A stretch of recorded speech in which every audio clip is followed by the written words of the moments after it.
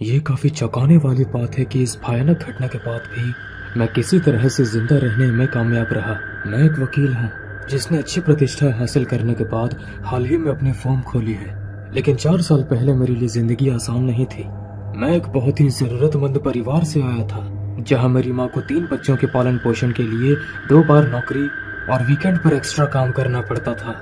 मेरे पिता नशे के आदी थे, जिन्हें अपने बॉस की हत्या के लिए आजीवन कारावास की सजा सुनाई गई थी। मेरी बड़ी बहन शैली ने मेरे पिता के नक्शे कदम पर चलते हुए 14 साल की उम्र में अपने कुछ सैल प्रेमी के साथ घर छोड़ दिया। फिर वो हमें कभी नहीं मिले। उसी समय मेरी छोटी बहन जूडी और मैं हमारे पिता और हमारी सबसे बड़ी बहन से अलग सामान्य इंसान निकले, जो जीवन को इतना अधिक महत्व देते हैं कि इसे फेंक भी नहीं सकते। हाई स्कूल की पढ़ाई के बाद मैंने स्कॉलरशिप की मदद से अपनी कॉलेज की डिग्री ली। भगवान का शुक्र है कि मैं एक अच्छा स्टूडेंट था।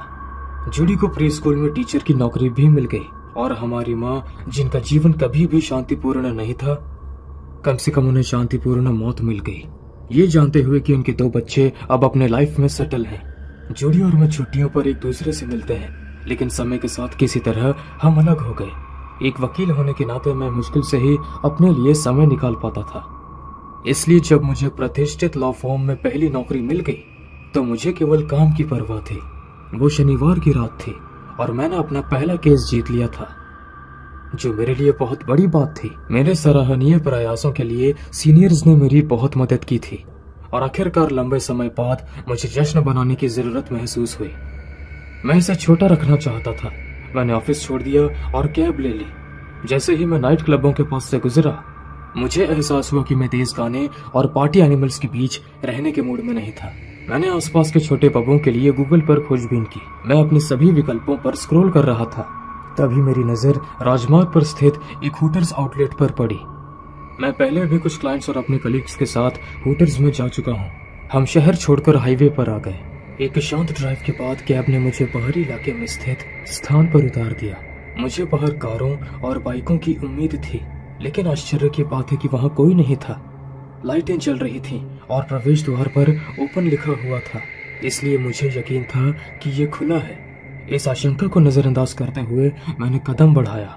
अगर मैंने उस संकेत को गंभीरता से लिया होता, इसलिए लोग कहते हैं कि आपको अपनी प्रवृत्ति पर भरोसा करना चाहिए। रेस्टोरेंट के अंदर कदम रखते ही मैं और भी हैरान रह गया। जगह पूरे जोश में थी।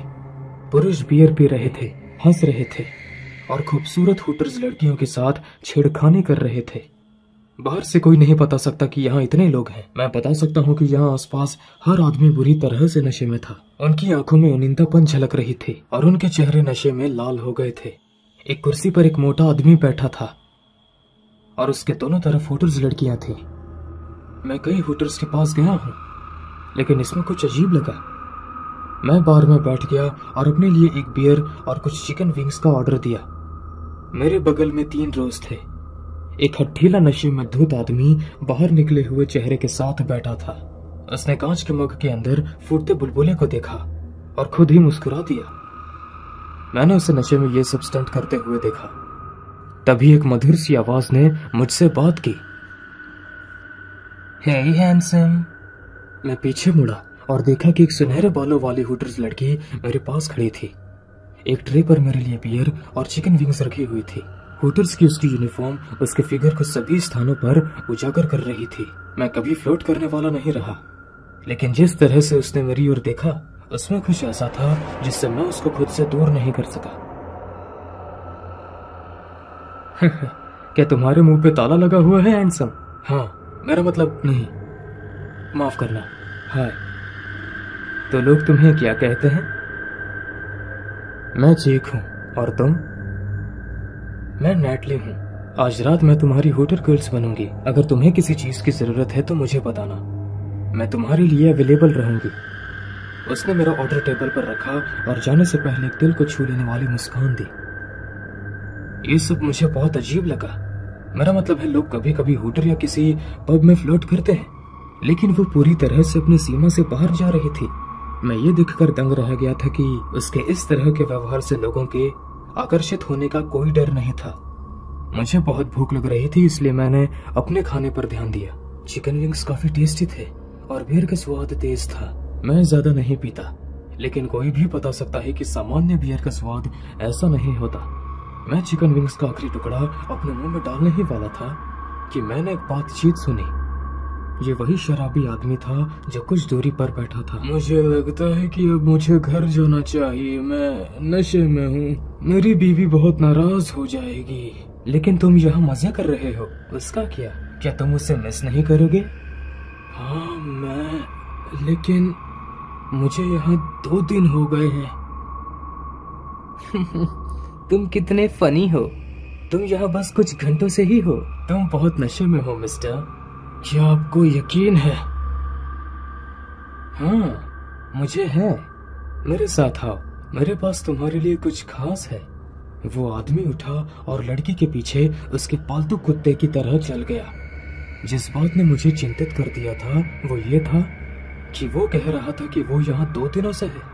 वो स्पष्ट रूप से इतना नशे में है कि उसे समझ ही नहीं आ रहा है कि वो क्या कर रहा है और क्या नहीं। मैंने इस पर ध्यान नहीं दिया और दूसरी बियर पीने का सोचा। मैं अकेला रहता हूँ, इसलिए घर जाने की कोई जल्दी नहीं थी मुझे। जब मैंने अराजकता सुनी तो मेरी आंखें नैतली को ढूंढ रही थी। टेबल पर 2 हुटर्स लड़कियों के साथ बैठा मोटा लड़का अब अपने सीट से उठ गया। जब मैंने नैतली को अपनी ओर आते देखा तो वह मुश्किल से खड़ा हो सका। उस मोटे आदमी की लार टपकने लगी। वो बहुत ही अजीब तरीके से हंसने लगा। रेस्टोरेंट के अंदर मौजूद अन्य भी पुरुष या तो बाहर जा रहे थे या सोने के लिए शराब पी रहे थे, इसलिए किसी ने भी इस आदमी पर ध्यान देने की जहमत नहीं उठाई। मैं उन सभी के बीच एक शांत आदमी था, इसलिए मैं इस अजीब सीन को नोटिस करते हुए खुद को नहीं रोक सका। नताली उस आदमी के सामने रुकी, उसकी जादुई उंगलियां उसके गाल पर थी। क्या तुम मुझे पसंद करते हो? हाँ बहुत। हाँ। तो क्या तुम मेरे लिए कुछ करोगे? जैसे ही उसने नैटली की ओर देखा तो उसकी आंखों में एक सम्मोहित झलक दिखाई थी और कहा, बिल्कुल। इस जगह के बारे में कुछ, ये लड़कियां, ये आदमी बिल्कुल भी सामान्य नहीं थे। ये सब कुछ कितना अस्त व्यस्त था। मैं जानने के बारे में सोच ही रहा था कि तभी अप्रत्याशित घटना घटी। नताली ने टेबल पर रखी बर्फ की बाल्टियों में से एक बर्फ तोड़ने वाला टुकड़ा निकाला। फिर उसने तेज बर्फ तोड़ने वाला टुकड़ा उस आदमी की ओर बढ़ाया और कहा, इससे अपने हाथ पर वार करो। क्या क्या क्या? अगर तुम ऐसा करोगे तो तुम्हें किस मिलेगा? क्या तुम मुझसे किस नहीं चाहते? हाँ करता हूं। तो फिर करो, अभी करो। उस आदमी ने उससे बर्फ का टुकड़ा ले लिया और अपने बाएं हाथ पर जोर जोर से वार करना शुरू कर दिया, जबकि वो दर्द से चिल्ला रहा था। सभी हुटर्स लड़कियां मंत्रमुग्ध चुड़ैलों की तरह हंसने लगी। उनकी संचित हंसी में कुछ ऐसा था जिसने मेरी हड्डियों को ठंडा कर दिया था। डर की ठंडी लहरों ने मेरे दिल की धड़कन को तेज कर दिया। ये क्या जगह है? ये लड़कियां कौन हैं? धीरे धीरे मुझे एहसास हुआ कि यहाँ हर आदमी नशे में था। उस बियर में कुछ ऐसा था जिससे वो सब कुछ भूल गया और उसे विश्वास हो गया कि वो यहाँ बहुत अच्छा समय बिता रहा है। मोटे आदमी का बहुत खून बह रहा था और किसी ने उसकी मदद करने की कोशिश नहीं की और लड़कियां जोर जोर से हंसने लगी। इसका फायदा उठाकर मैं एग्जिट डोर की ओर भागा, लेकिन वो बंद था। तुम्हें क्या लगता है तुम कहां जा रहे हो हैंडसम? मैंने मुड़कर देखा तो नताली मेरे पीछे खड़ी थी। उसके चेहरे पर कोई सुंदरता नहीं थी, वो एक शिकारी की तरह क्रूर लग रही थी। प्लीज मुझे जाने दो। लेकिन अब तुम क्यों जाना चाहते हो? पार्टी तो अभी शुरू ही हुई है। हम बहुत मजा करने वाले हैं। मैंने देखा कि उसकी कमर पर एक बड़ी जंगल की चाबी लगी हुई थी और मैंने 1 सेकंड भी बर्बाद नहीं किया। मैंने उसके चेहरे पर जोर से मुक्का मारा और उसका दांत गिरा दिया। वो लकड़बग्घे की तरह चिल्लाई और अपना चबड़ा पकड़कर जमीन पर गिर पड़ी। मैंने उससे चाबी छीन ली, एक मौका लिया और दरवाजा खोल दिया। मैं हुटर्स लड़कियों को भूखे भेड़ियों के झुंड की तरह चिल्लाते और मेरी ओर दौड़ते हुए सुन सकता था, लेकिन मैं अपनी जान बचाने के लिए भागा। मैं तब तक दौड़ता रहा जब तक उनकी आंखें कम नहीं हो गई। मैं ये नहीं बता सकता कि मैं उस रात घर कैसे पहुंचा, लेकिन मुझे उस ट्रक ड्राइवर को $100 देना याद है जिसने मुझे लिफ्ट दी थी। उसे अंदाजा भी नहीं था कि उसने मेरी कितनी बड़ी मदद की। मैं पुलिस के पास जाना चाहता था और उन्हें उस बीमार हुटर्स आउटलेट के बारे में बताना चाहता था, लेकिन मुझे डर है कि अगर मैं दोबारा वहां गया तो शायद जिंदा वापस ना आ सकूं।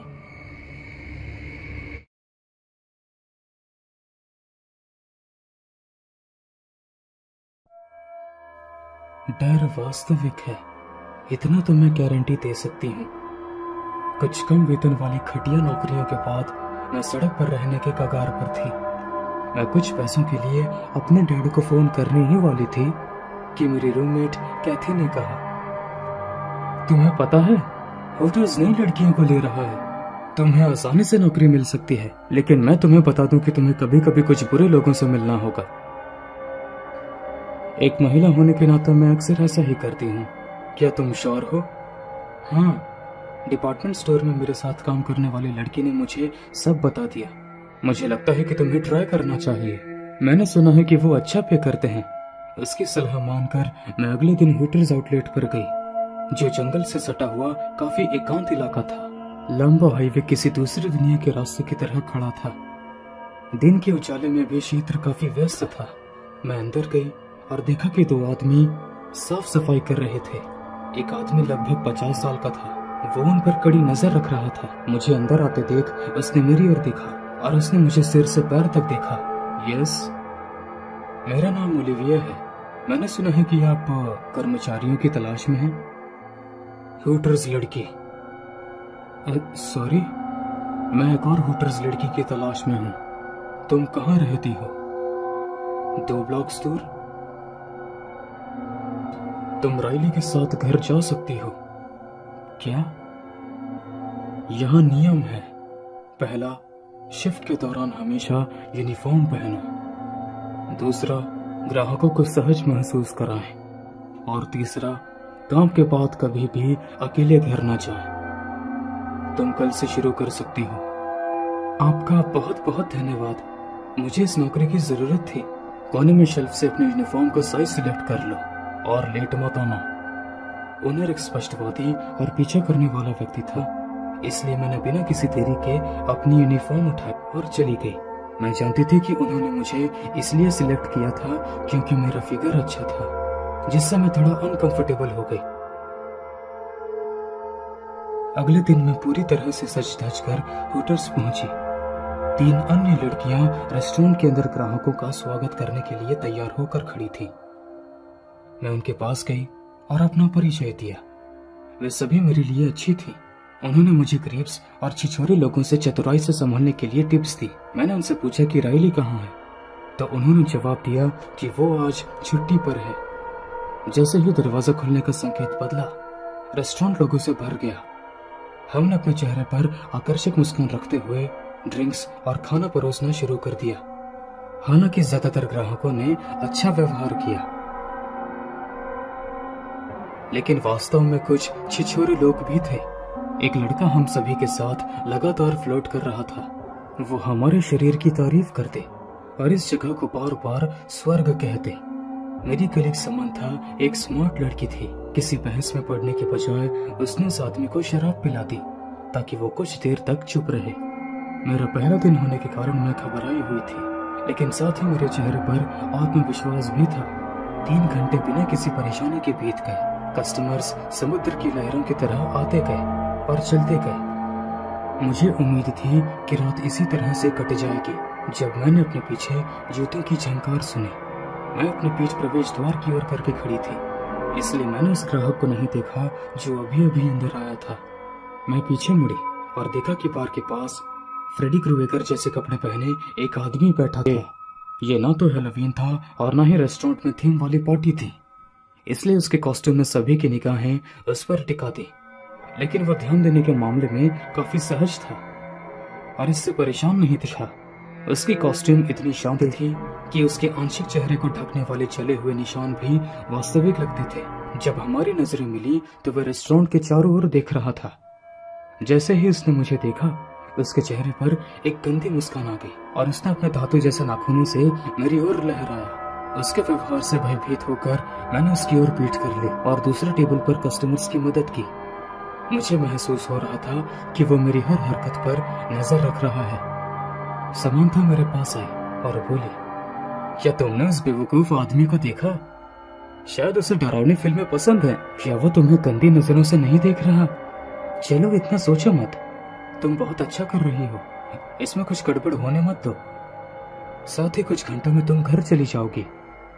हाँ, लेकिन वो तब तक वहीं बैठा रहेगा और मुझे देखता रहेगा। समांथा ने मुझे आश्वासन दिया कि चिंता की कोई बात नहीं है, लेकिन जब भी मैं उसे देखती तो मेरी चिंता बढ़ जाती। आधी रात के करीब था और हम बंद होने की तैयारी कर रहे थे। तभी मैंने अपने पीछे एक डरावनी आवाज सुनी। क्या मुझे तुम्हारा नंबर मिल सकता है? हैरान चेहरे के साथ मैं पीछे मुड़ी और देखा कि फ्रेडी क्रूएगर जैसी पोशाक वाला वो आदमी अब मेरे पीछे खड़ा था। वो और भी अधिक मुस्कुराया।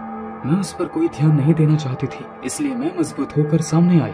सॉरी मिस्टर, अब क्लोजिंग का टाइम हो गया है। ये मेरे प्रश्नों का उत्तर नहीं था। शायद तुम्हें भी बेवकूफी भरे सवाल नहीं पूछने चाहिए। तुम अपेक्षा से कहीं अधिक हो। क्या तुम जानती हो, हमारा सबका जीवन एक सपना मात्र है। मुझे लगता है कि तुम इतने नशे में हो कि तुम्हें एहसास नहीं हो रहा है कि तुम नकली हो। यह घर जाने का समय है, इसलिए भाग जाओ। मैंने जाने के लिए एक कदम उठाया जब उसने मेरा रास्ता रोक दिया। जब उसने मुझे घूर कर देखा तो मेरा शरीर सुन्ना हो गया। उसकी मुस्कान फीकी पड़ गई और उसके चेहरे पर उसका गुस्सा हावी हो गया। फिर वो मेरे पास आया और उसने ठंडी आवाज से कहा, ये अभी खत्म नहीं हुआ है। वो बाहर चला गया और मैं पसीने से लथपथ कुर्सी पर बैठ गई। समांथा ने मुझे एक गिलास पानी दिया और मुझसे कहा कि बॉस को उसके बारे में कंप्लेंट कर दो। हम सभी ने कपड़े बदले और घर की ओर निकल पड़े। समांथा ने मुझे अगले ब्लॉक तक लिफ्ट दी और फिर अपने घर चली गई। वो दूसरी तरफ रहती थी, इसलिए मेरे पास अकेले घर जाने के अलावा कोई रास्ता नहीं था। ये 10 से 12 मिनट की वॉक थी, लेकिन ये वॉक काफी लंबा महसूस हो रहा था। सड़कें खाली थी। एक आवारा कुत्ता कुछ दूर तक भौंका और फिर झाड़ियों के पीछे गायब हो गया। मेरे चारों ओर सन्नाटा मुझे इतना सता रहा था कि मैं अपने ही कदमों की आवाजें सुनकर डर महसूस कर रही थी। मैं आधे रास्ते में ही थी कि मैंने किसी के पीछे मुड़ने की आवाज सुनी। जब मैंने पीछे देखा तो मेरे पैरों तले जमीन खिसक गई। फ्रेडी क्रूएगर पोशाक में वो आदमी मेरा पीछा करने लगा। वो अपने नुकीले धातु वाले पंजे उठाकर मेरी ओर तेजी से दौड़ा और मैं जोरों से चिल्लाई और अपनी जान बचाने के लिए भागने लगी। तथ्य यह है कि उसने इस तरह से मेरा पीछा किया, ये बताने के लिए पर्याप्त था कि वो किसी भी तरह से मुझे चाहता था। वो पागलों की तरह हंस रहा था, मेरे डर का आनंद ले रहा था। मैंने हिल्स पहन रखे थे, इसलिए मैं तेज नहीं भाग सकी, लेकिन मेरे पास अपने जूते उतारने का भी समय नहीं था। मैं जानती थी कि यदि मैं रुकी तो वो मुझे पकड़ लेगा और यदि उसने मुझे पकड़ लिया तो वो मेरे टुकड़े टुकड़े कर देगा। मैंने दौड़ते समय 911 डायल किया। मुझे नहीं पता था कि मैं कहाँ जा रही हूँ, लेकिन इससे पहले कि मैं फोन कर पाती, एक बड़ा पत्थर मेरी कलाई पर जोर से लगा और मैं जमीन पर गिर गई, जिससे मेरा पैर टूट गया। मुझे इतना खतरनाक महसूस हुआ कि मेरी टूटी हुई हड्डी मेरी त्वचा से नीचे उभर आई। मेरे शरीर की एक हड्डी को इस तरह से बाहर निकलता देखना एक भयानक दृश्य था। पर जब मैं जमीन पर पड़ी हुई थी तो वो आदमी हंसा और मेरे सामने आकर रुका।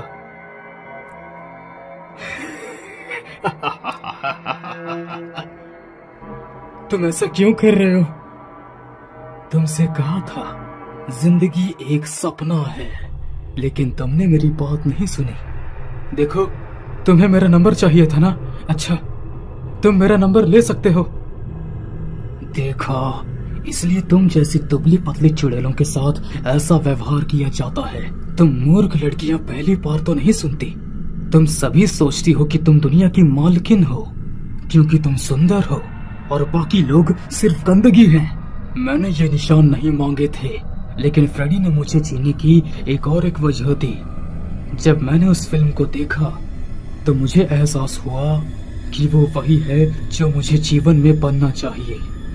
तुम तो बस बीमार हो, प्लीज इसे इस तरह से होना जरूरी नहीं है। मुझे तुम्हारी मदद करने दो। मैं बीमार नहीं हूँ, मैं तुम्हें बिल्कुल अपने जैसा बनाऊंगा।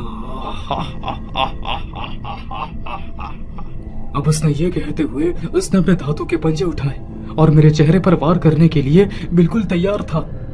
जब मैंने उसके पैरों के बीच लात मारी तो वो दर्द के मारे जमीन पर गिर गया और उसका सिर फोड़ दिया। एक जोरदार झटके से वो आदमी बेहोश हो गया। मैंने 911 पर कॉल किया और पुलिस के आने तक वही इंतजार किया। पुलिस ने आकर उसे गिरफ्तार कर लिया और वो पूरे समय बेहोश रहा। फिर वे मुझे इलाज के लिए पास के हॉस्पिटल में ले गए। मेरा बहुत खून बह रहा था और मुझे 1 महीने तक हॉस्पिटल में रहना पड़ा। वो आदमी बोरिस के पीछे है और मुझे आशा है कि वो कभी आजाद नहीं होगा।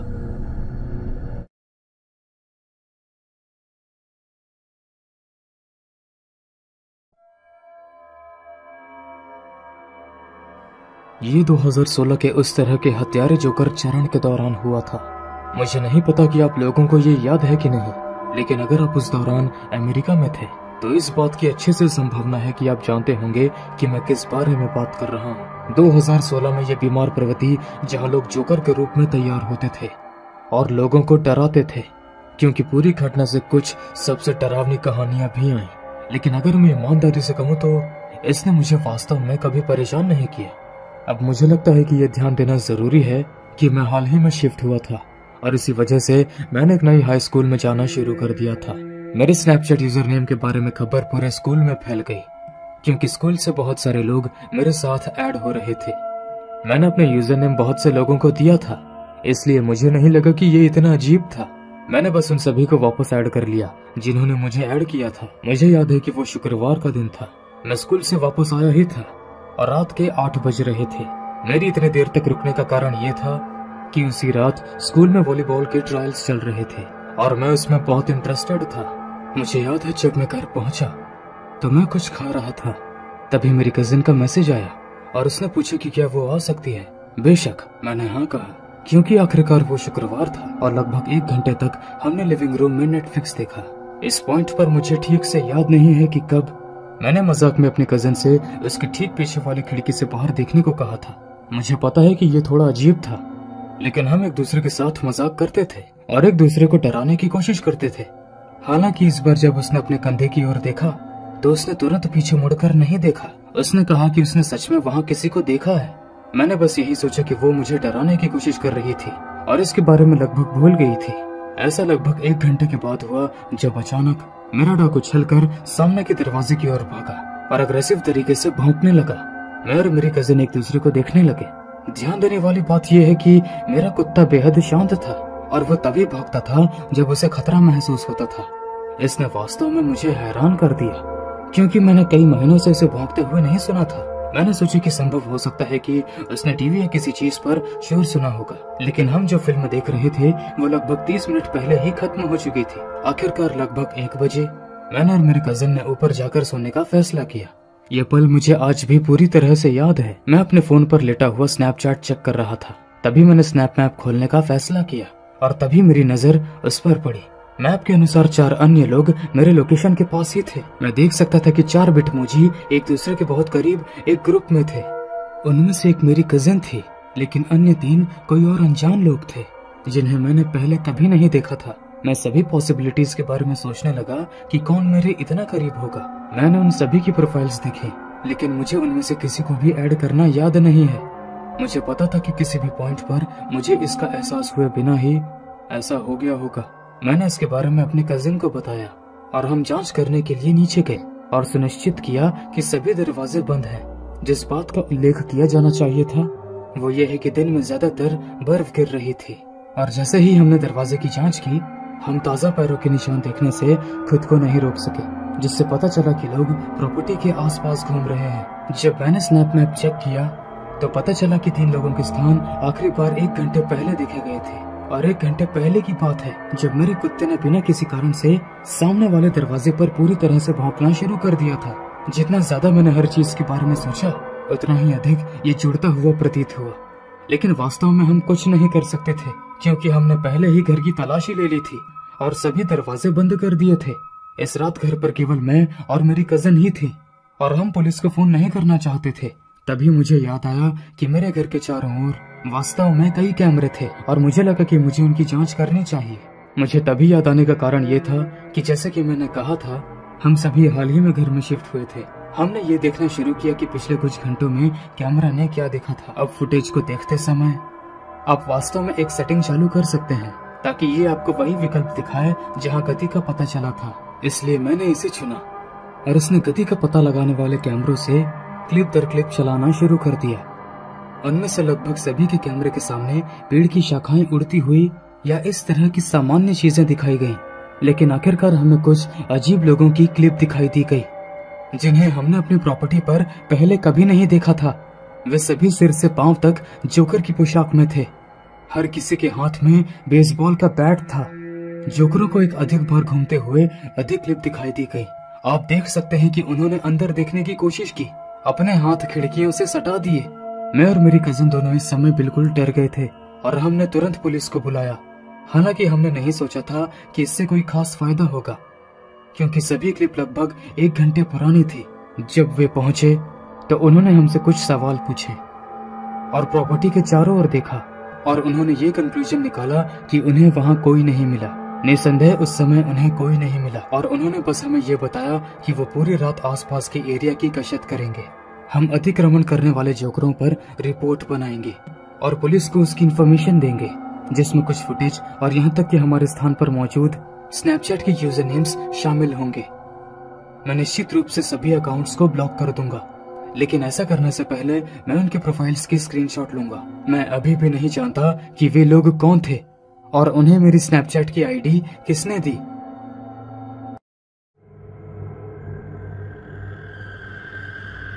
कुछ साल पहले जब मैं 15 साल का था, मैं वास्तव में स्नैपचैट का आदी हो चुका था। मैं अपना स्नैप स्कोर बनाने को लेकर एक तरह से जुनूनी था, इसलिए मैं किसी भी तरह के लोगों को ऐड करता गया और बहुत सारे लोगों ने मुझे ऐड भी किया।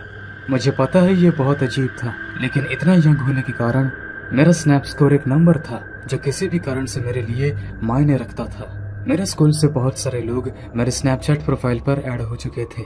जब उनमें से एक ने कहा कि हमें मॉल में जाना चाहिए, उनमें से बहुत सारे लोग सहमत थे, इसलिए मैंने अपनी स्टोरी पर इसे पोस्ट किया कि क्या मुझे कोई लेने आ सकता है।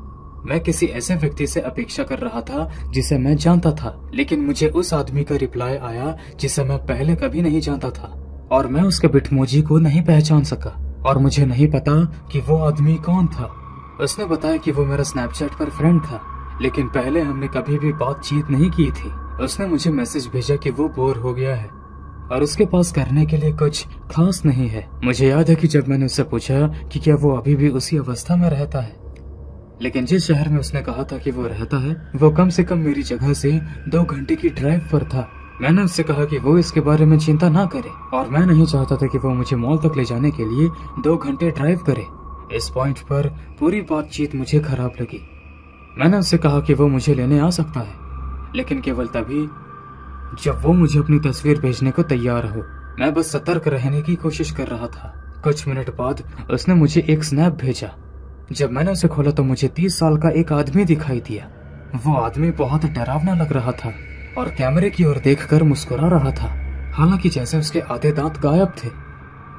मैं 1 सेकंड के लिए वहीं बैठा रहा और मन ही मन सोचता रहा, उस आदमी को कैसे पता कि मुझे कहां से लेना है।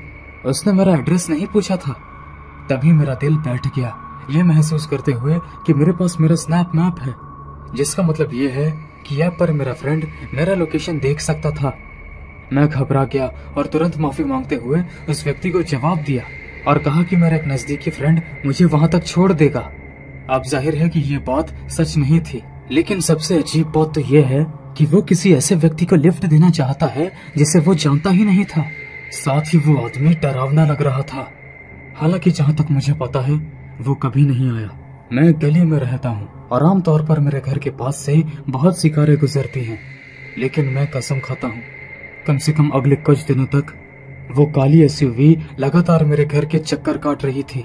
हालांकि मुझे नहीं पता कि ये वही आदमी है या नहीं। लगभग 1 महीने बाद मैं फेसबुक पर था। अपनी फीड को स्क्रॉल करते हुए मैंने एक न्यूज पढ़ी। वो एक आर्टिकल था जिसमें एक क्राइम सीन के बारे में लिखा हुआ था। मैं आमतौर पर उन आर्टिकल्स को स्क्रॉल कर देता हूँ, लेकिन जब मैंने इसका थंबनेल देखा तो मैं खुद को रोक नहीं पाया। मैं अपने फेसबुक के फीड पर उस स्नैपचैट वाले आदमी को देख सकता था जिससे मैंने कुछ दिन पहले बात की थी। मेरे मन में कोई डाउट नहीं था कि ये वही था। न्यूज के टाइटल में ये लिखा हुआ था कि उसे मर्डर करने की कोशिश करते हुए गिरफ्तार कर लिया गया था। ये पूरा एक्सपीरियंस मुझे ये सोचने पर मजबूर करता है कि मैंने अपनी हिम्मत पर भरोसा करके और उस आदमी से सवारी स्वीकार ना करके एक बड़ी अनहोनी से खुद को बचा लिया था।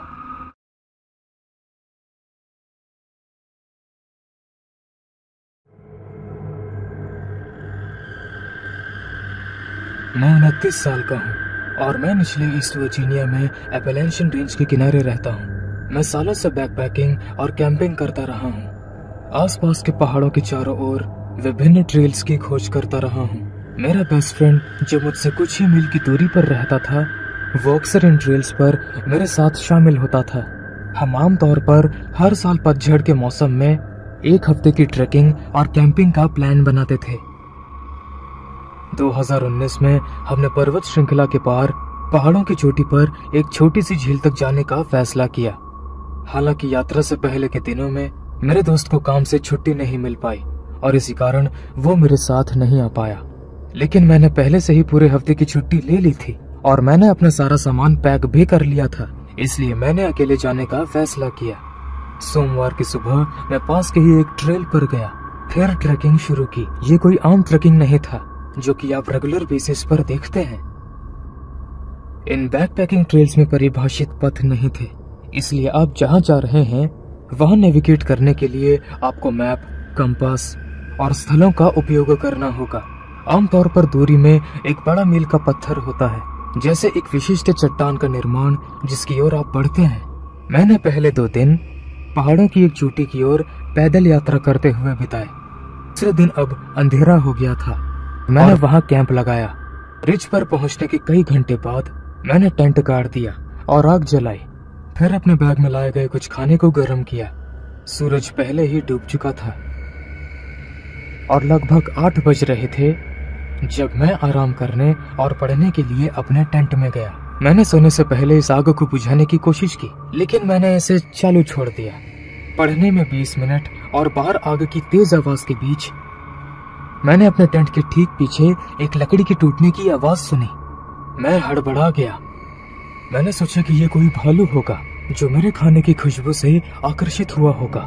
हालांकि मैंने कुछ और नहीं सुना। मैं टेंट से बाहर निकला और अपने टेंट के पीछे पेड़ों की कतार में टॉर्च की रोशनी डाली। मैंने किसी भी शिकारी को डराने के लिए जोर से चिल्लाया, लेकिन फिर भी किसी के भागने की कोई आवाज नहीं आई। ये अजीब था क्योंकि छड़ी का टूटना बहुत अलग था। निश्चित रूप से उस पर किसी चीज के पैर पड़ने से हुआ था। मैं कुछ देर और टेंट से बाहर रुका, आग बुझाने और अंदर जाने से पहले लगातार इधर उधर देखता रहा। उस रात मेरा सोना बहुत मुश्किल हो गया था क्योंकि मेरा ध्यान सुबह के समय और आसपास के आवाजों को सुनने में कंसंट्रेट कर रहा था। मैं इस बात से लगभग हैरान था कि मुझे रात भर नींद भी नहीं आई। मैंने कैंप साइट पर अपना टेंट और बाकी सब चीजें पैक कर ली। फिर तब तक चलता रहा जब तक मैं रिज पर नहीं पहुंच गया। वहां से झील की ओर सीधा रास्ता था। मैं अंधेरा होने से पहले वहां पहुंचने की कोशिश कर रहा था। अगले दिन मैं सनसेट से लगभग 1 घंटे पहले झील के किनारे पहुंच गया था। झील बहुत ही सुंदर लग रहा था। मैं इसके चारों ओर घूमा और सीन को एंजॉय किया। फिर मैंने अपना टेंट झील के किनारे एक पेड़ के पास लगाया। जैसे ही मैं आग के पास बैठा, मैं इधर उधर देखता रहा। मुझे अपने पीछे पेड़ों के बीच कहीं हल्की हल्की आवाजें सुनाई दी। मुझे लगा कि मैं बस पागल हो रहा था। ये बिल्कुल किसी के कदमों की आवाज लग रही थी, लेकिन मुझे पता था कि यहाँ कोई नहीं हो सकता। उस वक्त इतना अंधेरा था कि बिना टॉर्च और आग के कुछ भी देखना असंभव था। 1 घंटे बाद मैं अपने टेंट में वापस लौट आया और लेट गया। हर कुछ मिनटों में मुझे फिर से कदमों की आहट सुनाई दी। हालांकि वे इतने शांत थे कि मैं निश्चित रूप से ये नहीं बता सकता कि वे क्या थे। आखिरकार मैं इतना थक गया था कि मैं सो गया।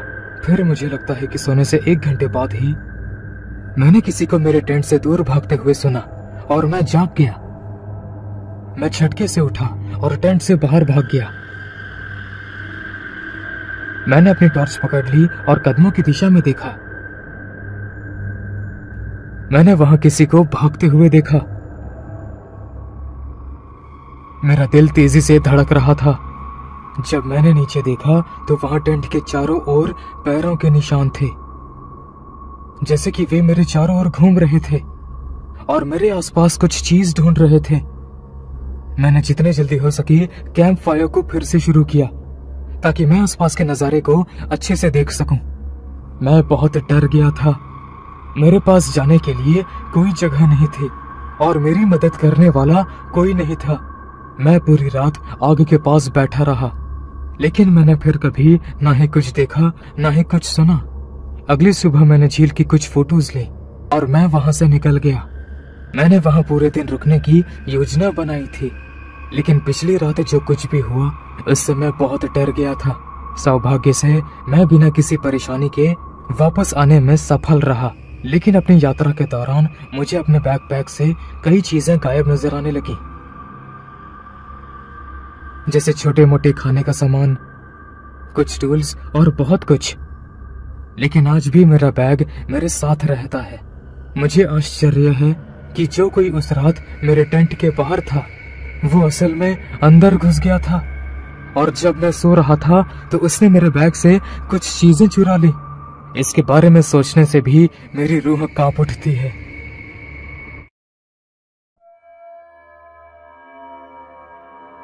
मुझे कैंपिंग करना पसंद रहा है, खासकर पतझड़ के मौसम में जब पत्तों के रंग बदल रहे होते हैं। इसलिए जब मेरी बेस्ट फ्रेंड किटी ने मुझसे उसके बर्थडे के दिन कैंपिंग पर जाने के लिए कहा तो मैंने उसे मना नहीं किया। हमने अपना सामान पैक किया और जंगल में एकांत स्थान की ओर निकल पड़े, जहाँ किटी की फैमिली सालों से कैंपिंग कर रही थी। जैसे जैसे हम आगे बढ़े मुझे बहुत शांति का एहसास हुआ, लेकिन एक अच्छे वे में। ऐसा लग रहा था कि पूरी दुनिया में केवल हम ही दो लोग हैं। यात्रा उम्मीद से थोड़ी छोटी थी, और जब हम कैंप साइट पर पहुंचे तो हम अपना कैंप लगाने में बिजी हो गए। इसमें हमें केवल 1 घंटे का समय लगा, और कैंप लगाने के बाद हमने आसपास की जगहों पर घूमने का फैसला किया। हम घिसे पिटे रास्ते से बिल्कुल सीधे चलते गए, बस खोज करते हुए, जब तक कि हम एक धुंधले रास्ते पर नहीं पहुंच गए। किटी ने इसे पहले कभी नहीं देखा था और कहा कि यहाँ कुछ नहीं है। हमने जंगल से होकर गुजरने वाले रास्ते का अनुसरण किया और हम एक लकड़ी से बने हुए केबिन की तरफ पहुंच गए। ये छोटा था और मौसम की मार झेल रहा था। इसकी खिड़कियां टूटी हुई थी और छत भी ढीली थी।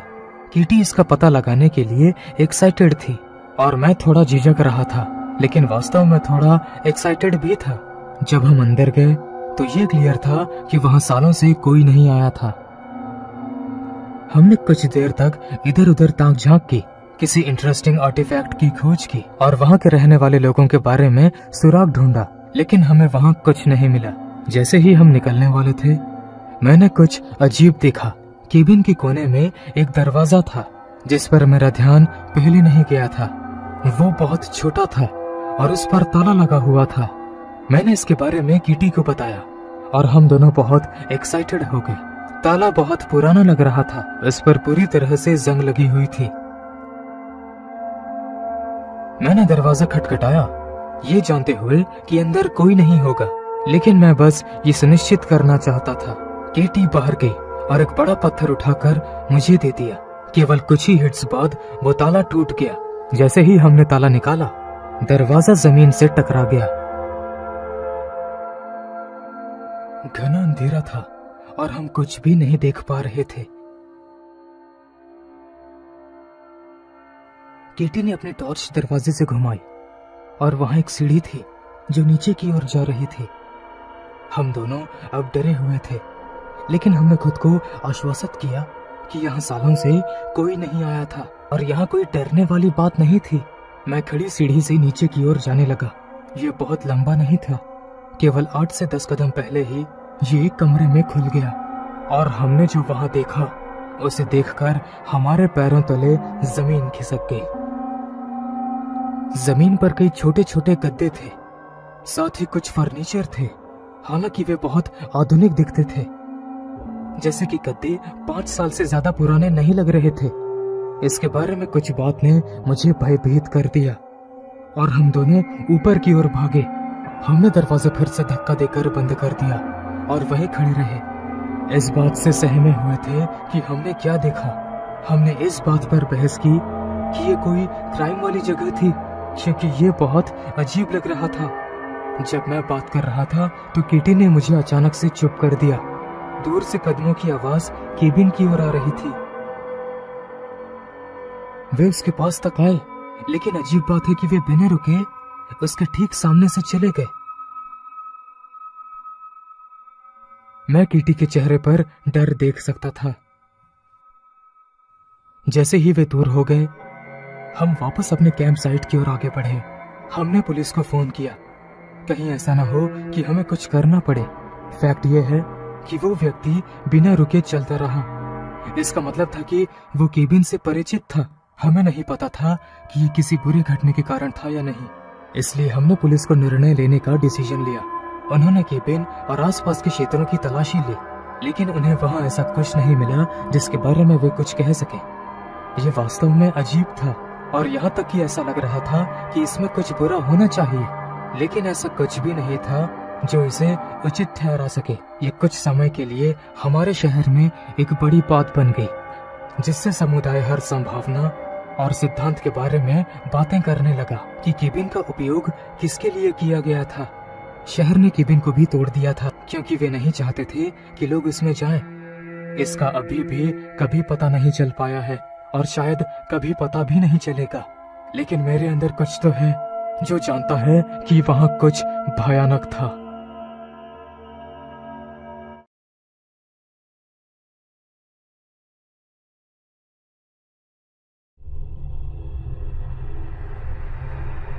उस समय मैं 21 साल की थी और पूरी तरह से टूट चुकी थी। मैंने कंसल्टेंसी फर्म के लिए काम करना शुरू किया था, जो वहाँ कोई बड़ी कंपनी नहीं थी। मैंने गुजारा चलाने के लिए पर्याप्त पैसे कमाए, लेकिन मैं हमेशा दूसरे देश की यात्रा करने और विदेश में पढ़ाई करने के सपने देखती थी। यदि मैं कभी उस सपने को साकार करना चाहती थी तो मुझे एक और इनकम सोर्स की जरूरत थी। ये उस समय की बात है जब ओनली फैंस काफी चर्चे में था। जिन लोगों को नहीं पता कि ओनली फैंस क्या है, मैं उनको बताना चाहती हूँ कि ओनली फैंस एक वेबसाइट है जहाँ लोग, ज्यादातर महिलाएं, अपने अंग प्रदर्शन करके पैसे कमाती हैं। आप कह सकते हैं कि ये एडल्ट वाली वेबसाइट है। ये काफी कंट्रोवर्शियल है। कुछ लोग इस वेबसाइट को काफी पसंद करते हैं और कुछ लोग कहते हैं कि ये बहुत घटिया है। मैंने महिलाओं के बारे में कुछ कहानियां सुनी हैं जहां उन्होंने बस अपने घरों में आराम से बैठकर अपने अंग प्रदर्शन करके बहुत सारे पैसे कमाए। मैंने ओनली फैंस पे एक अकाउंट बनाया और अपने पोटेंशियल सब्सक्राइबर्स के लिए एक इंट्रोडक्शन वीडियो भी बनाया। फिर मैंने अपनी बिकनी पहने हुए कुछ पिक्चर्स ली और उन्हें अपलोड किया। मैंने अपना जाल बिछा दिया था। अब मुझे बस कुछ मछलियों के तैर कर आने का इंतजार था। कुछ हफ्तों बाद मैंने कुछ कस्टमर्स को अट्रैक्ट किया, जिनमें से सभी ने $10 प्रति महीने का सब्सक्रिप्शन लिया था और कुछ एक्स्ट्रा एक्सक्लूसिव कंटेंट के लिए एक्स्ट्रा पैसे दिए। मैंने खुद से वादा किया था कि साइट के माध्यम से मैं जो भी पैसा कमाऊंगी मैं उसे अपने ट्रैवल में यूज करूंगी, और जब मेरे पास वर्ल्ड टूर के लिए पर्याप्त पैसे हो जाएंगे तो मैं इस साइट को छोड़ दूंगी। इस बीच मुझे अपने ऑफिस में बहुत काम करना था। एक दोपहर में एक बिजनेस मीटिंग में थी जहां बहुत सारे क्लाइंट्स आए थे। बिजनेस कार्ड अभी भी एक औपचारिकता है और मैंने दर्जनों संभावित ग्राहकों को कुछ कार्ड्स दिए जो हमारी कंपनी के साथ काम करने के लिए इंटरेस्टेड थे। ईमानदारी से कहूँ तो उस दिन मैं बहुत सारे लोगों से मिली थी। वे सभी एक जैसे सूट और उनके हेयर स्टाइल भी सेम थे। मैं उन सभी के चेहरे और नामों को याद नहीं रख पाई। मीटिंग से थककर मैं घर लौटी। उस शाम सोने से पहले मैंने ये देखने के लिए ओनली फैंस अकाउंट को चेक किया कि चीजें कैसी चल रही हैं। ओह ग्रेट, मेरे पास एक नया सब्सक्राइबर था। जॉन स्मिथ नाम के साधारण यूजर नेम से जाने जाने वाले इस व्यक्ति ने जैसे ही देखा कि मैं एक्टिव हूँ, उसने मुझे एक मैसेज भेजा। $10 प्रति महीने, इतना तो नेटफ्लिक्स भी चार्ज नहीं करता। ये वर्थ इट है, तुम्हें निराशा नहीं होगी। अब तक मैंने जो देखा वो काफी अच्छा लगा मुझे। आप बहुत ही सुंदर हैं। ओह बहुत बहुत थैंक्स। उसने मुझे कुछ और फ्रेंडली मैसेजेस भेजे, जैसे कि क्या मेरे पास कुत्ता है? तो मेरे पास नहीं है। अगर मैं किसी के साथ डेट कर रही हूँ तो मेरा कोई बॉयफ्रेंड नहीं है। और क्या अगर मैं अपने माता पिता के साथ रहती हूँ? तो मैंने कहा कि मैं एक रूममेट के साथ रहती हूँ। तुम सच में बहुत खूबसूरत हो। Thank you. क्या मैं एक रिक्वेस्ट कर सकता हूँ? क्या तुम मुझे अपनी एक पिक्चर भेज सकती हो? ये इस पर निर्भर करता है कि तुम मुझे कितने पैसे देते हो। अगर मैं तुम्हें $5 दूं तो क्या तुम मुझे अपने एक पाउच बनाकर पिक्चर्स दे सकती हो? मैं उस दिन थकी हुई थी, लेकिन मुझे पैसे चाहिए थे, इसलिए मैंने पाउच बनाते हुए उसे अपनी कुछ पिक्चर्स भेजी, जिसे वो सिर्फ $5 पे करके ही अनलॉक कर सकता था। उसने इसे अनलॉक कर दिया और जो मैंने भेजा था उससे वो खुश लग रहा था। 1 मिनट बाद उसने मुझसे एक और रिक्वेस्ट की, क्या तुम मुझे अपने खूबसूरत पैर दिखा सकती हो? मैं तुम्हें 5 और दूंगा। जरूर, जैसे तुम चाहो। मैं कभी ये नहीं समझ पाई कि कुछ लोगों को पैरों में क्या इंटरेस्ट है, लेकिन फिर से मैंने अपनी पैरों की तस्वीरें ली और उसे $5 अनलॉक करने के लिए भेज दिया। उसने कुछ और रिक्वेस्ट्स भेजे, हर बार $5 पे किया। इजी पैसा, मैंने सोचा। एक बार हील्स में और एक बार ऐसी ऐसी पोजीशंस में जिसमें उसे मजा आ रहा था। फिर उसने मुझे एक और एक रिक्वेस्ट भेजा, इस बार $10 के लिए। मुझे अपने इंस्टाग्राम में ऐड करो। उसने मैसेज के साथ अपना यूजर नेम भी शामिल किया। इंस्टाग्राम पर किसी लड़के को ऐड करने के लिए सिर्फ $10? हाँ, क्यों नहीं। मैंने 1 साल से भी ज्यादा टाइम के लिए अपना इंस्टाग्राम अपडेट नहीं किया था और वहाँ केवल कुछ ही पोस्ट थी।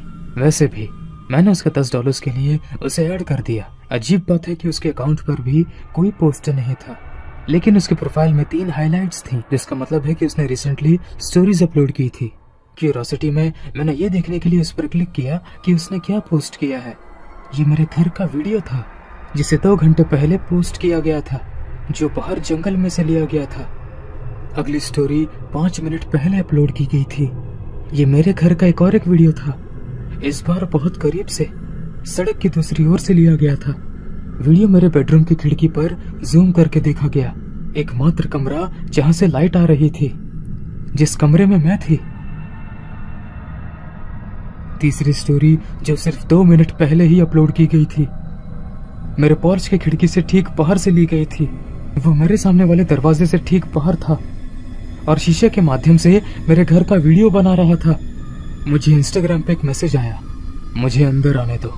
घबराते हुए मैंने बेडरूम का दरवाजा बंद कर दिया और तुरंत पुलिस को फोन किया और उन्हें बताया कि घर के बाहर कोई मुझे स्टॉक कर रहा है। उसने मुझे डीएम करते हुए फिर से कहा, बाहर आओ, नहीं तो मुझे अंदर आना होगा। मेरे दरवाजे का हैंडल खड़खड़ाने लगा और मैं बहुत डर गई। मैंने मदद के लिए खिड़की से बाहर जोर जोर से चिल्लाया। ये सबसे अच्छा पड़ोसी नहीं था, लेकिन मैं उम्मीद कर रही थी कि कोई मेरी मदद करेगा। या तो मेरे पड़ोसी मुझे सुन नहीं सकते थे, या तो वो मेरी मदद नहीं करना चाहते थे। उस आदमी का हैंडल को हिलाना अब दरवाजे को पीटने में बदल गया। अचानक नीचे बहुत सन्नाटा छा गया। मैंने सोचा कि वो चला गया है, लेकिन कुछ मिनटों बाद मुझे खिड़कियों पर थपथपाहट की आवाज सुनाई दी और उसके बाद कांच टूटने की आवाज आई। मुझे जल्दी पता चला कि उसने लिविंग रूम की खिड़की तोड़ने के लिए पत्थर का इस्तेमाल किया था।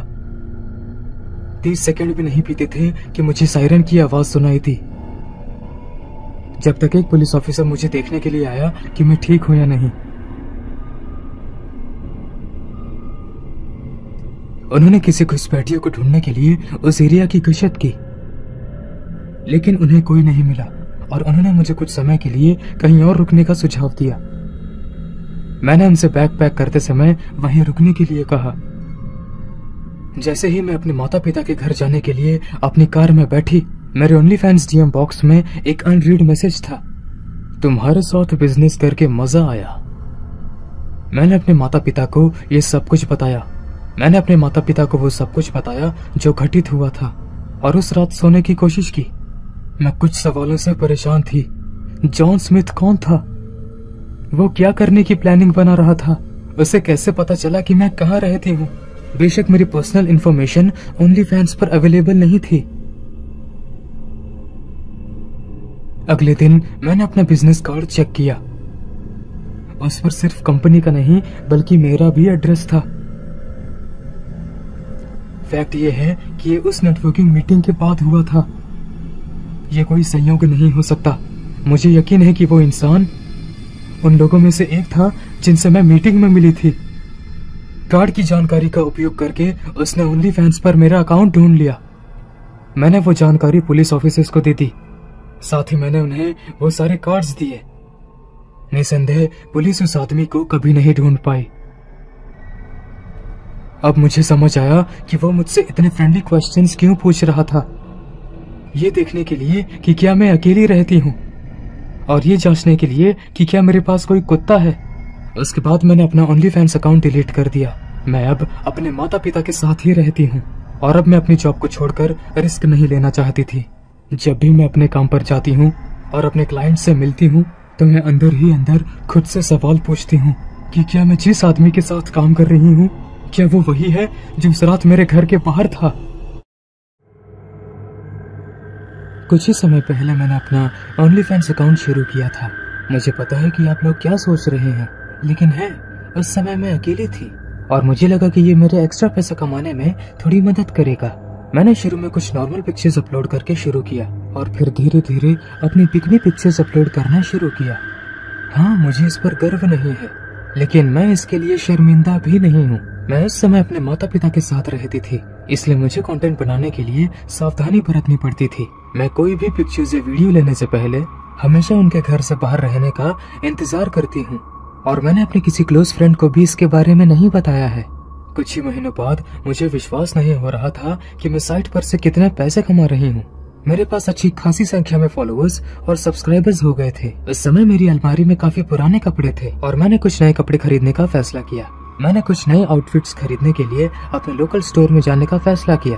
अब आप में से कुछ लोग को ये अजीब लग सकता है, लेकिन जब मैं स्टोर में पहुंची तो मैंने अपने ओनली फैंस फॉलोअर्स के लिए एक स्ट्रीम चालू की। मैंने अपने फैंस से अपने आउटफिट्स के बारे में कुछ सजेशंस लिए। मैं अक्सर अपने फॉलोअर्स के लिए यूट्यूब चैनल पर अक्सर लाइव स्ट्रीम करती हूँ। मैंने सोचा कि इससे एक कम्युनिटी बिल्ड होगी। उनमें से कई लोगों ने मेरी लाइव को देखकर एंजॉय किया और मैं उनके कमेंट्स का रिप्लाई करती थी और उनके साथ कनेक्ट करती थी। ज्यादातर उन स्ट्रीम्स में वे मुझसे अच्छे से पेश आते थे और मेरी रिस्पेक्ट करते थे और मैंने उनमें से कुछ नामों को पहचानना शुरू किया था। ये काफी अच्छा फील होता था। मैं कैमरे को सेल्फी मोड में पकड़कर अपने फॉलोअर्स से जुड़ते हुए स्टोर में घूम रही थी। लगभग 20 मिनट बाद मैंने अपनी स्ट्रीम बंद कर दी। उस शाम किसी समय मैंने अपने पेज पर लॉग इन किया, तभी मेरी नजर मेरे किसी फॉलोअर के मैसेज पर पड़ी। हम सभी से झूठ बोलकर हमारा समय और पैसा बर्बाद करने के लिए धन्यवाद। तुमने हमें कभी नहीं बताया कि तुम्हारा कोई बॉयफ्रेंड है। इसे मेरे सब्सक्रिप्शन का एंड समझो। मैं थोड़ी कंफ्यूज थी। बॉयफ्रेंड? उसे कैसे पता चला? खैर, वो लड़का मेरा सबसे अच्छा फॉलोअर था और उसे जाते हुए देखकर मुझे दुख हुआ, तो मैंने स्वाभाविक रूप से उसे रोकने की कोशिश की। हे, मैं सिंगल हूँ, पूरी तरह से आजाद हूँ। मैं नहीं जानती कि तुम्हें ये बात किसने बताई। क्या तुम्हें लगता है कि मैं पागल हूँ? मैं मानूंगा कि मुझे इस पर ध्यान नहीं देना चाहिए था, लेकिन मुझे कुछ महीने लग गए। लेकिन ये स्पष्ट है कि तुम हर समय उस लड़के के साथ हमेशा घूमती रहती हो। मैं उसे आपके सभी वीडियोस में देख सकता हूँ। वो स्टोर में आज आपके साथ था। तुम किसके बारे में बात कर रहे हो? वो लड़का जो हरे शॉट में था। सच कहूँ तो मुझे इस लड़के के लिए काफी दुख हो रहा है। वो बेचारा ऐसा आदमी है जो आपके साथ डेट कर रहा है। मैं उस दिन की स्ट्रीम की रिकॉर्डिंग को चेक करने के लिए गई और निश्चित रूप से मेरे लेफ्ट कंधे पर ऊपर लगभग 5 मिनट बाद हरे रंग की शर्ट पहने एक आदमी मेरे पीछे खड़ा हो गया। वो बहुत लंबा था, उसका शरीर बहुत मस्कुलर था। उसकी उम्र लगभग 27-28 साल की होगी, लेकिन उसकी आंखों के नीचे पहले से ही काले धब्बे थे। ठीक है, इससे कुछ साबित नहीं होता। दुकान पर मेरे पीछे बस कोई लड़का है। मैंने वीडियो देखना जारी रखा और हाँ, वो आदमी ज्यादातर समय मेरे पीछे ही खड़ा हुआ दिखाई दिया। बार बार ऐसा लगता कि वो मेरा पीछा कर रहा था, लेकिन निश्चित रूप से वो बस एक कोइंसिडेंस था। लेकिन फिर भी मेरी सब्सक्राइबर का मैसेज मेरे दिमाग में रह गया। उसने कहा कि उसने उस आदमी को मेरी कई वीडियोस में देखा था। मैं वापस गई और अपनी पिछली स्ट्रीम को चेक किया। मैं मॉल में थी, वीडियो बना रही थी। तभी मैंने उसे देखा। वही हरी शर्ट वाला वही लड़का मेरे कुछ दूरी पर चल रहा था। ये स्ट्रीम 47 मिनट तक चली और आप इस दौरान उसे मेरे पीछे देख सकते हैं, कभी दूर कभी पास, लेकिन हमेशा मेरा पीछा करता रहता। स्ट्रीम मेरे साथ एक कैफे में समाप्त हुई और वो आदमी मुझसे कुछ ही दूरी पर टेबल पर बैठा था, बिल्कुल अकेला। पूरे समय उस आदमी की काली आंखें मुझे घूर रही थीं। मैंने उस पर बिल्कुल भी ध्यान नहीं दिया। ठीक है, इस पॉइंट पर मैं थोड़ा घबराने लगी। जाहिर है ये बस एक कोइंसिडेंस होगा। मैं वापस गई और अपने सभी पुराने वीडियोस को चेक किया।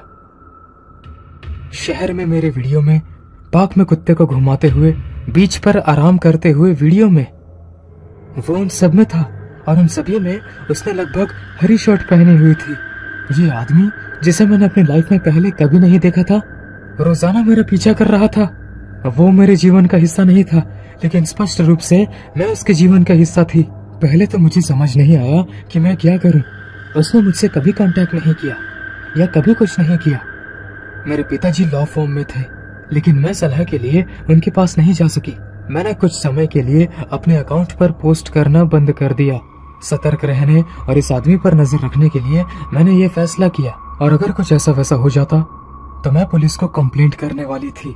मुझे लगा कि ये आदमी ऊब जाएगा और मुझे अकेला छोड़ देगा, लेकिन मैं गलत थी। कुछ हफ्ते बीत गए। सौभाग्य से मैंने शहर भर में उस हरे शर्ट वाले लड़के को कभी नहीं देखा। लगता है मेरी प्लानिंग काम कर रही थी। मेरे फैंस मेरे द्वारा नए कंटेंट अपलोड न करने के लिए मुझ पर नाराज थे, और मेरी कमाई भी कम हो रही थी।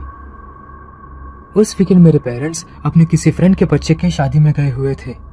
तभी मैंने अपने ओनली फैंस अकाउंट पर कुछ पिक्चर्स पोस्ट करने का फैसला किया। क्योंकि मैं घर पर अकेली थी, इसलिए मेरे पकड़े जाने का कोई खतरा नहीं था। उस रात मैंने किचन में कुछ खाना बनाया और उसे खराब करने के लिए खिड़की खोली, और फिर सामान लेने के बाद मैं अपने रूम में चली गई। फोटोज अपलोड करने के बाद मैंने एक लाइव स्ट्रीम में अपने फैंस से सॉरी कहा, क्योंकि मैं इतने लंबे समय के लिए इनएक्टिव थी। मैंने उनसे कहा कि सब कुछ नॉर्मल हो गया है। नमकीन डिनर के बाद मुझे बहुत प्यास लग रही थी, इसलिए उस लाइव स्ट्रीम के दौरान मैं लिविंग रूम में गई और पानी की बोतल लेने का फैसला किया। मैंने अपना फोन अपने साथ लाया ताकि मैं अपने दर्शकों के साथ बात कर सकूं। मैंने अपने सामने अपना फोन रखा हुआ था और अपने आसपास की चीज से बेखबर अपने फॉलोवर्स के क्वेश्चंस का रिप्लाई कर रही थी। मैं फ्लोर के बीच में पहुंची और जैसे ही मैंने इसे पढ़ा, मेरे पैरों तले जमीन खिसक गई। हे मेलो कैट, खिड़की पर कौन आदमी है? स्क्रीन के कोने में अपने फोन पर वीडियो फीड में मैं अपने पीछे अंधेरे में एक फिगर को देख सकती थी। मैं उस आदमी को देखने के लिए मुड़ी जो मेरा पीछा कर रहा था, बाहर खड़ा था। जब उसने मुझे देखा तो उसका चेहरा बहुत करीब था। उसकी काली आंखें चौड़ी हो गईं और वो काफी डरावनी स्माइल कर रहा था। मैं चिल्लाई और अपना फोन हाथ में लेकर ऊपर भाग गई। मैं बाथरूम में घुस गई और अपने पीछे का दरवाजा बंद कर दिया। जैसे ही मैंने अपने माता पिता को फोन किया, मैंने रोते हुए अपने डैड को बताया कि हमारे घर में कोई आदमी घुस आया है और वो मेरा कई दिनों से पीछा कर रहा था। उन्होंने कहा कि वे जल्दी वापस आ रहे हैं, और मैं डरूं नहीं क्योंकि मेरी माँ ने पुलिस को फोन कर दिया है। हमारे पास मदद बुलाने के लिए पड़ोसी नहीं थे, क्योंकि हम एक आइसोलेटेड जगह पर रहते थे। इसलिए उन्होंने मुझे अपने घर की छत की ओर भागने का सुझाव दिया। मैंने वैसा ही किया जैसा उन्होंने सुझाव दिया था, और मैंने बाथरूम का दरवाजा खोल दिया। जैसे ही मैं बाहर निकली, मुझे नीचे किचन में धीमी सी आवाज आ रही थी। तभी मुझे याद आया कि मैंने खिड़की तो खुली ही छोड़ दी थी। वो लड़का मेरे घर के अंदर था। घर के छत तक जाने का रास्ता मेरे पेरेंट्स के कमरे में था, और मैं पहले से ही उस लड़के को मुझे बुलाते हुए सुन सकती थी। हेलो मेलो कैट, तुम कहाँ हो? वो मुझे बुला रहा था। मैं अपने पेरेंट्स के कमरे में गई और तेजी से दरवाजा बंद कर दिया। जैसे ही मैंने उसे बंद किया, मैं उस लड़की को सीढ़ियों के ऊपर चढ़ते हुए सुन सकती थी। सौभाग्य से मुझे घर के छत में जाने के लिए सीढ़ी मिली, और मुझे सीढ़ी चढ़कर ऊपर जाने का पर्याप्त समय मिल गया। जैसे ही मैं ऊपर चढ़ी, मैं उस आदमी को मेरे पेरेंट्स के रूम का दरवाजा पीटते हुए सुन सकती थी। जैसे ही दरवाजा खुलने की आवाज आई, मैं मुंह पर हाथ रखकर वहीं इंतजार करने लगी। मेरा दिल बहुत तेजी से धड़क रहा था। मैं जोर जोर से सांस लेना बंद नहीं कर पा रही थी। मेरे नीचे वाले कमरे में तोड़फोड़ की आवाजें आ रही थी। वो आदमी मुझ पर गंदे कमेंट्स कर रहा था और कह रहा था कि मैं बाहर निकलूं, क्योंकि इसे पता है कि मैं अभी भी घर में छुपी हुई हूँ। ये ज्यादा टाइम तक नहीं चला, शायद केवल 5 मिनट तक ही था, लेकिन मुझे ऐसा लगा कि मैं बहुत लंबे टाइम से अपने घर की छत में फंसी हुई हूँ। पूरे घर में सन्नाटा छा गया, लेकिन मैं तब तक वहीं रुकी रही जब तक हमारे रास्ते में पुलिस सायरन बजते हुए नहीं सुनाई दिया। अपनी जांच के दौरान ऑफिसर्स ने दरवाजे के हैंडल पर उंगलियों के निशान की जांच की। उन्हें ट्राइलोक्लोरोमीथेन क्लोरोफॉर्म के अंश मिले। यह किसी कपड़े या उसके ग्लव्स पहने हुए हाथों से निकला होगा। हमारे घर से एकमात्र चीज जो गायब हो गई थी वो था मेरा लैपटॉप, जिसमें मेरी बहुत सारी प्राइवेट पिक्चर्स थी जिसे मैंने ऑनलाइन अपलोड नहीं किया था। वो आदमी मेरे साथ शायद कुछ गलत करने के लिए आया था, लेकिन ये देखकर कि मैं शायद घर से भाग गई थी, उसने मेरे प्राइवेट पिक्चर्स से संतोष कर लिया। उसके बाद से मैंने अपने ओनली फैंस अकाउंट पर कुछ भी पोस्ट नहीं किया। इसलिए अंत में मैंने अपने माता पिता को बताया कि मैं क्या कर रही थी, और अपनी सेफ्टी के लिए मैं अपनी बहन के साथ दूसरे शहर में शिफ्ट हो गई। मैं उस लड़के के चेहरे को जान गई थी, वो मेरे आसपास ही रहता होगा, लेकिन पुलिस कभी भी उस लड़के को नहीं ढूंढ पाई। मुझे नहीं पता कि उसे मेरे घर का एड्रेस कैसे मिला। मैं अभी भी अपने उस फॉलोवर के लिए थैंकफुल हूँ जिसने मुझे अपनी लाइव स्ट्रीम में बताया कि मेरी खिड़की पर कोई आदमी था। अगर वो आदमी अंदर आ गया होता और मैं ऊपर अपने कमरे में स्ट्रीम कर रही होती तो पता नहीं उस आदमी ने मेरे साथ क्या किया होता।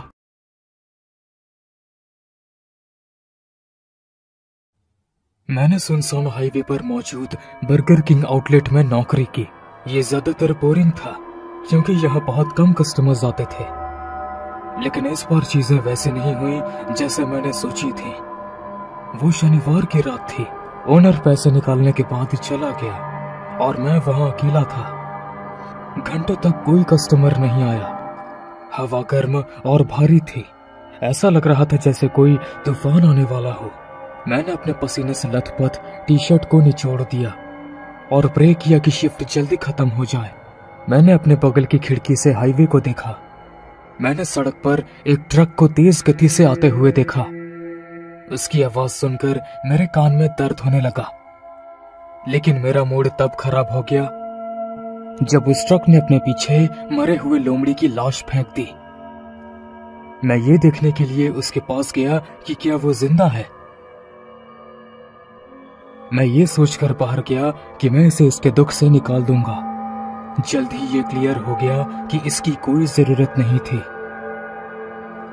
मैं उसके पास गया और अपने शूज की नोक का इस्तेमाल करके उसे सड़क के किनारे पर धकेल दिया, जहां उसके फिर से टकराने और मतली वाले धब्बों में बदलने का कोई खतरा नहीं था। मुझे पता था कि सुबह तक उसका मांस जंगल में रहने वाले अन्य जानवर खा जाएंगे। ये तो मौत है, मैंने सोचा और वापस काउंटर की ओर चला गया। जैसे ही मैं रेस्टोरेंट में एंटर हुआ, मैंने काउंटर के पास बर्गर किंग मैस्कॉट की तरह कपड़े पहने एक आदमी को खड़ा देखा। जैसे ही उसने दरवाजे की घंटी सुनी, वो अलर्ट हो गया और उसका चेहरा मेरी तरफ हो गया और उसने भारी आवाज में कहा, मुझे लगा कि यहाँ हर कोई मर गया है। न केवल ये हंसी डरावनी थी, बल्कि उसने जो अभी कहा था वो भी काफी अजीब था। मैंने अजीब सी मुस्कान दी और कहा, तुम क्या ऑर्डर करना चाहते हो दोस्त? मैं तुम्हारा दोस्त नहीं हूँ, मुझे किंग बुलाओ। मुझे एहसास हुआ कि वो कैरेक्टर में बहुत ज्यादा डूब गया है। बिना किसी बहस के मैंने उसका ऑर्डर नोट किया। उसने फ्राइज, एक बर्गर और एक सोडा का ऑर्डर दिया। बस इतना ही। टॉयलेट की चाबियां भी। टॉयलेट का दरवाजा खुला है, आप जा सकते हैं राजा जी। वो वॉशरूम चला गया और मैं ऑर्डर तैयार करने के लिए ग्रिल की ओर मुड़ गया। 10 मिनट बाद मैंने खाना बाहर निकाला, लेकिन उस कस्टमर का कोई अता पता नहीं था। बस 15 मिनट और खाना ठंडा होने के करीब होने पर था। मैंने जांच करने का फैसला किया। मैं वॉशरूम में गया और दरवाजा खटखटाया। आपका खाना तैयार है मिस्टर? कोई जवाब नहीं आया। कुछ सेकंड्स बाद दरवाजे की कुंडी खड़खड़ाई और वो आदमी बाहर निकल आया। इस बार उसके बारे में कुछ अजीब था। उसकी आंखें खून से लथपथ थी, उसके होंठ अत्यधिक लाल थे। उसने मुझे घूर कर देखा और फिर अपनी टेबल पर चला गया। जैसे ही वो मेरे पास से गुजरा, उससे एक गंदी बदबू आने लगी, जिस पर मैंने पहली बार ध्यान नहीं दिया था। टेबल पर बैठने के बाद उसने बहुत गंदी स्माइल के साथ अपने बर्गर को देखा और फिर मेरी तरफ देखा। फिर उसने अपना हाथ अपनी बाईं जेब में डाला और खून से सनी अंतड़ियों का एक बंडल निकाला। तो बदबू यहाँ से आ रही थी। अंतड़ियां एक छोटे जानवर की थी और मैं ये देखकर हैरान रह गया था कि ये आदमी उसे अपनी जेब में लेकर घूम रहा था। मैं अब और नहीं रुक सका। आखिर ये क्या भला है? तुम्हारे राजा का खाना? क्या तुम पागल हो? तुम्हारी हिम्मत कैसे हुई मुझसे इस तरह से बात करने की? इससे पहले कि मैं जवाब दे पाता, उसने बर्गर का बन उठाया और उसकी आंतड़ियों को पैटी के ऊपर रख दिया। क्या तुम सच में ये खाने वाले हो? हर राजा का अपना फेवरेट खाना होता है। मेरा रोडकिल है। ताजी रोडकिल से अधिक स्वादिष्ट कुछ भी नहीं होता। मैंने तुरंत अपना सिर हाईवे की ओर घुमाया। मुझे उस मरे हुए लोमड़ी की याद आई जिसे मैंने सड़क के किनारे पर धकेल दिया था। क्या ये आतड़ियां उस लोमड़ी की थी? उस आदमी ने अपने गंदगी से भरे लंबे गंदे नाखूनों से बर्गर को पकड़ लिया और उसने उसे ऐसे खाना शुरू कर दिया जैसे उसने कई दिनों से कुछ खाया ही ना हो। वो जो भी काटता था उसे चबाता था और तेज आवाज निकालता था जैसे कोई ज़ॉम्बी बिना किसी कंट्रोल से खा रहा हो। मैं इस सबसे विचलित हो गया और बोलना भूल गया। उसने बर्गर खत्म कर दिया, फिर उसने अपने होठों पर लगा खून चाटा। मैं टॉयलेट की ओर बढ़ा क्योंकि मेरे पेट में हलचल हो रही थी और मुझे महसूस हुआ कि पित्त मेरे गले की ओर बढ़ रही है। मैं उल्टी करने के लिए सिंक के पास गया और हालात और खराब हो गए। सफेद सिंक खून से भर गया था जिसे किसी ने धोने की कोशिश की थी, तो इसी वजह से उसे इतना समय लग रहा था। उसने चुपचाप मृत लोमड़ी की अंतड़ियों को उठाया, उसे अंदर लाया और इस बर्गर किंग टॉयलेट में गंदगी को धो दिया। ये आदमी साइको है। अचानक मुझे एक तेज धमाके की आवाज आई और मैंने जोर जोर से अलार्म बजने की आवाज सुनी। मैं बाहर आया और देखा कि वो आदमी रेस्टोरेंट में नहीं था। तभी मैंने देखा कि सड़क के किनारे एक नीली कार एक बड़े पेड़ से टकरा गई है। बर्गर किंग मैस्कॉट की पोशाक पहने वो आदमी अब कार के पास खड़ा था और कुछ देख रहा था। मैं उसके पास गया और देखा कि ड्राइवर की सीट पर एक औरत मरी हुई पड़ी है। सीट बेल्ट न लगाने के कारण वो किसी तरह नियंत्रण खो बैठी और पेड़ से जा टकराई। उसका सिर स्टीयरिंग व्हील पर इतने जोर से टकराया कि उसका चेहरा बुरी तरह से टूट गया। ये बताना मुश्किल था कि वो कैसे दिखती थी। मैंने उस आदमी की ओर देखा और उस मृत महिला की ओर भयावह मुस्कान के साथ देखते हुए देखा। मैंने कभी मानव रोडकिल का स्वाद नहीं चखा। शायद अब ये कुछ नया आजमाने का समय है। ये कहते हुए उसने कार के ड्राइवर साइड का दरवाजा खोला और मृत महिला के चेहरे पर झपटा और उसके चेहरे से खून चाटने लगा।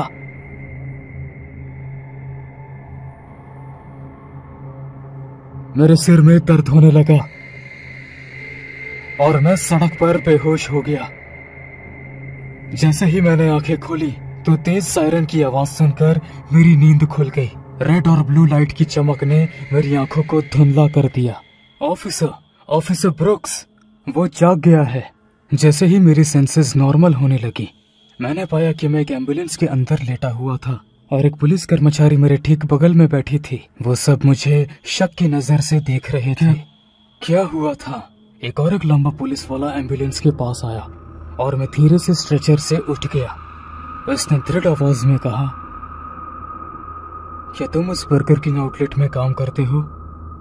हाँ, करता हूँ। क्या तुम बता सकते हो कि इस औरत को किसने मारा? ये कहते हुए उसने उस कार की ओर इशारा किया।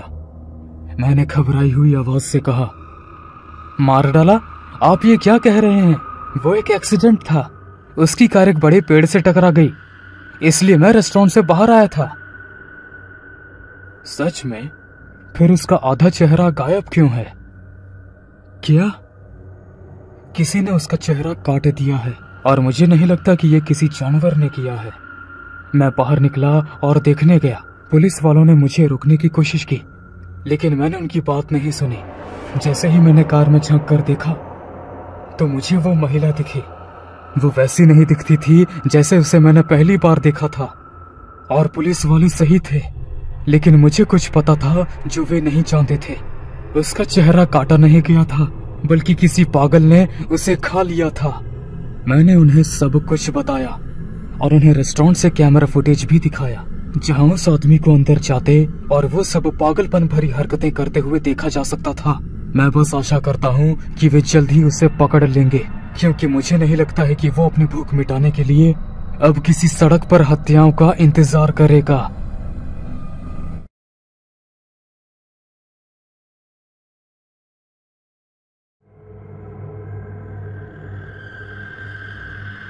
पिछले साल ये पहली बार था कि मैं किसी घर में बिल्कुल अकेला रह रहा था, क्योंकि मैंने एक नए पड़ोसी में एक छोटी सी जगह किराए पर ली थी जो मेरे ऑफिस के बहुत करीब थी।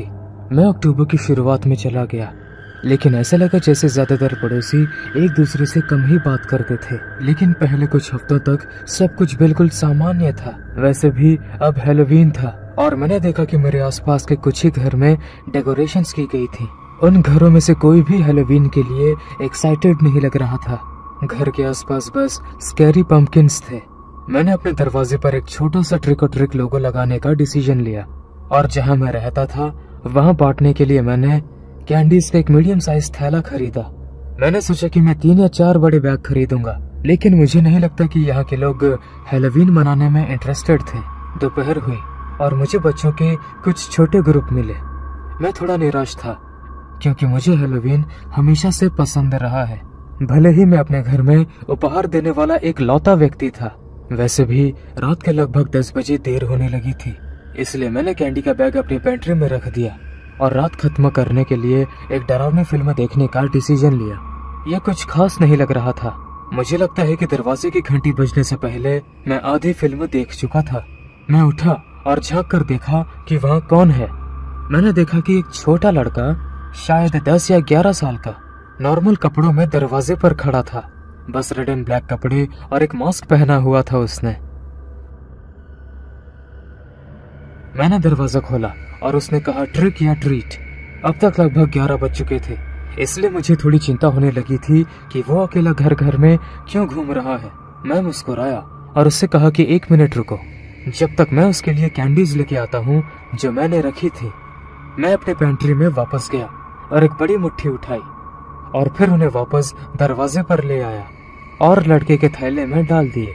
फिर मैंने उसके पीछे ये देखने के लिए चारों ओर देखा कि क्या उसके माता पिता फुटपाथ पर थे या शायद दोस्तों का एक ग्रुप था, लेकिन मुझे कोई दिखाई नहीं दिया। वो मुड़ा और दूर जाने लगा, लेकिन फिर मुझे कुछ भी या कोई दिखाई नहीं दिया, इसलिए मैंने दरवाजा बंद कर दिया और वापस सोफे पर चला गया।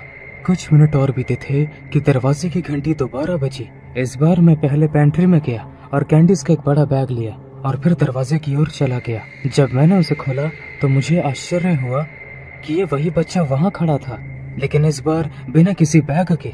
चिंतित होकर मैंने उससे पूछा कि क्या वो ठीक है, जिसका उसने कोई जवाब नहीं दिया। लेकिन इस बार मैंने देखा कि सड़क के पार मेरे पड़ोसी के रास्ते में कोई खड़ा हमें देख रहा है। ये कोई एडल्ट आदमी जैसा लग रहा था, लेकिन उसने बच्चों जैसी पोशाक पहनी थी। क्या वो तुम्हारे पिता हैं? मैंने अच्छे से पूछा। बच्चे ने 1 सेकंड का इंतजार किया और फिर हाँ कहा। फिर मैंने उससे पूछा कि वो मेरे घर वापस क्यों आया, तो लड़के ने जवाब दिया और कैंडीज मांगी। मैं इससे और भी भ्रमित हो गया क्योंकि उनके पास अपना खुद का बैग नहीं था, लेकिन मैंने अपने कैंडीज का बैग उसके बाहर निकालने के लिए बढ़ाया। लेकिन लड़का किसी कारण से लगभग नाराज लग रहा था। फिर अनिच्छा से अंदर पहुंचता है और भागने से पहले एक कैंडी ले लेता है। उस पूरी बातचीत ने मुझे थोड़ा परेशान कर दिया, इसलिए मैंने अपना दरवाजा बंद करना सुनिश्चित किया और फिर मैं वापस गया और फिल्म पूरी की। इस समय काफी देर हो चुकी थी, इसलिए मैंने सोने के लिए तैयार होने का फैसला किया। मैं सोफे से उठा और सीढ़ियों की ओर चलने लगा, लेकिन अपनी आंख के कोने से मैंने अपनी खिड़की के बाहर एक हल्की सी चमक देखी। मैं घबराकर वहां गया और बाहर देखा और तब मुझे एहसास हुआ कि ये मोशन सेंसर था। लाइटें मेरे गैरेज के पास थी। मैं कुछ मिनट तक खिड़की में रुककर इधर उधर देखता रहा, क्योंकि अब तक मैं बहुत घबरा रहा था, और ऊपर अपने बेडरूम की ओर चला गया। मैं शायद आधे घंटे तक बेड पर लेटा रहा और उस पहले वाले लड़के के बारे में सोचता रहा। लेकिन जैसे ही मुझे नींद आने लगी, मैंने अपने सामने के दरवाजे पर हल्की सी गड़गड़ाहट की आवाज सुनी, जिसके बाद जोर जोर से धमाके होने लगे। मैं उठा और बिस्तर से कूद गया, फिर चुपचाप नीचे की ओर चला गया और सामने के दरवाजे पर पहुंच गया। इससे पहले कि मैं झांक कर देखता, 3 और तेज धमाकों ने दरवाजा हिला दिया और मुझे थोड़ा पीछे कूदने पर मजबूर कर दिया। मैं वहां कुछ सेकंड्स रुका, फिर देखा ये वही आदमी था जिसे मैंने पहले सड़क के उस पार देखा था, और उस बच्चे ने कहा था कि वो उसके पिता हैं। वो वहां दरवाजे से कुछ ही इंच की दूरी पर खड़ा था। उसने अभी भी डरावनी काली और लाल पोशाक और मुखौटा पहन रखा था। मैं बता सकता था कि उसके हाथ में कुछ था, लेकिन वो दरवाजे के इतना करीब था कि मैं ये नहीं देख सका कि वो क्या है। मेरे पास उस दरवाजे को खोलने का कोई रास्ता नहीं था, क्योंकि मुझे नहीं पता था कि यह आदमी मुझसे क्या चाहता था। मैं ऊपर की ओर भागा और अपना फोन उठाया, फिर खुद को कमरे में बंद कर लिया और 911 पर कॉल किया। वो आदमी शायद पूरे 1 मिनट तक दरवाजा पीटता रहा और फिर दरवाजा शांत हो गया। मैं डर के मारे इंतजार करता रहा, उम्मीद करता रहा कि वो हमेशा के लिए चला गया होगा। फिर मैं उठा, अपने बेडरूम की खिड़की से बाहर देखा, जहाँ से सामने के दरवाजे की ओर जाने वाले फुटपाथ का एक छोटा सा दृश्य दिखाई दे रहा था। लेकिन जब मैं देख रहा था तो अचानक कांच टूटने की आवाज आई। मैं इस समय पूरी तरह से डर गया था कि अगर वे ऊपर आ गए तो मेरे पास बचाव करने का कोई रास्ता नहीं था। शुक्र है कि कुछ ही क्षण बाद मैं सड़क पर पुलिस सायरन की आवाज सुन सकता था, जिसके बाद नीचे से बाहर की ओर कदमों की आवाजें आ रही थीं। मैं उन्हें अंदर जाने देने के लिए नीचे जाने से पहले सामने के दरवाजे पर पुलिस के बुलाने का इंतजार कर रहा था। उन्होंने ये सुनिश्चित करने के लिए घर की तलाशी ली और मेरी रसोई में एक टूटी हुई खिड़की देखी।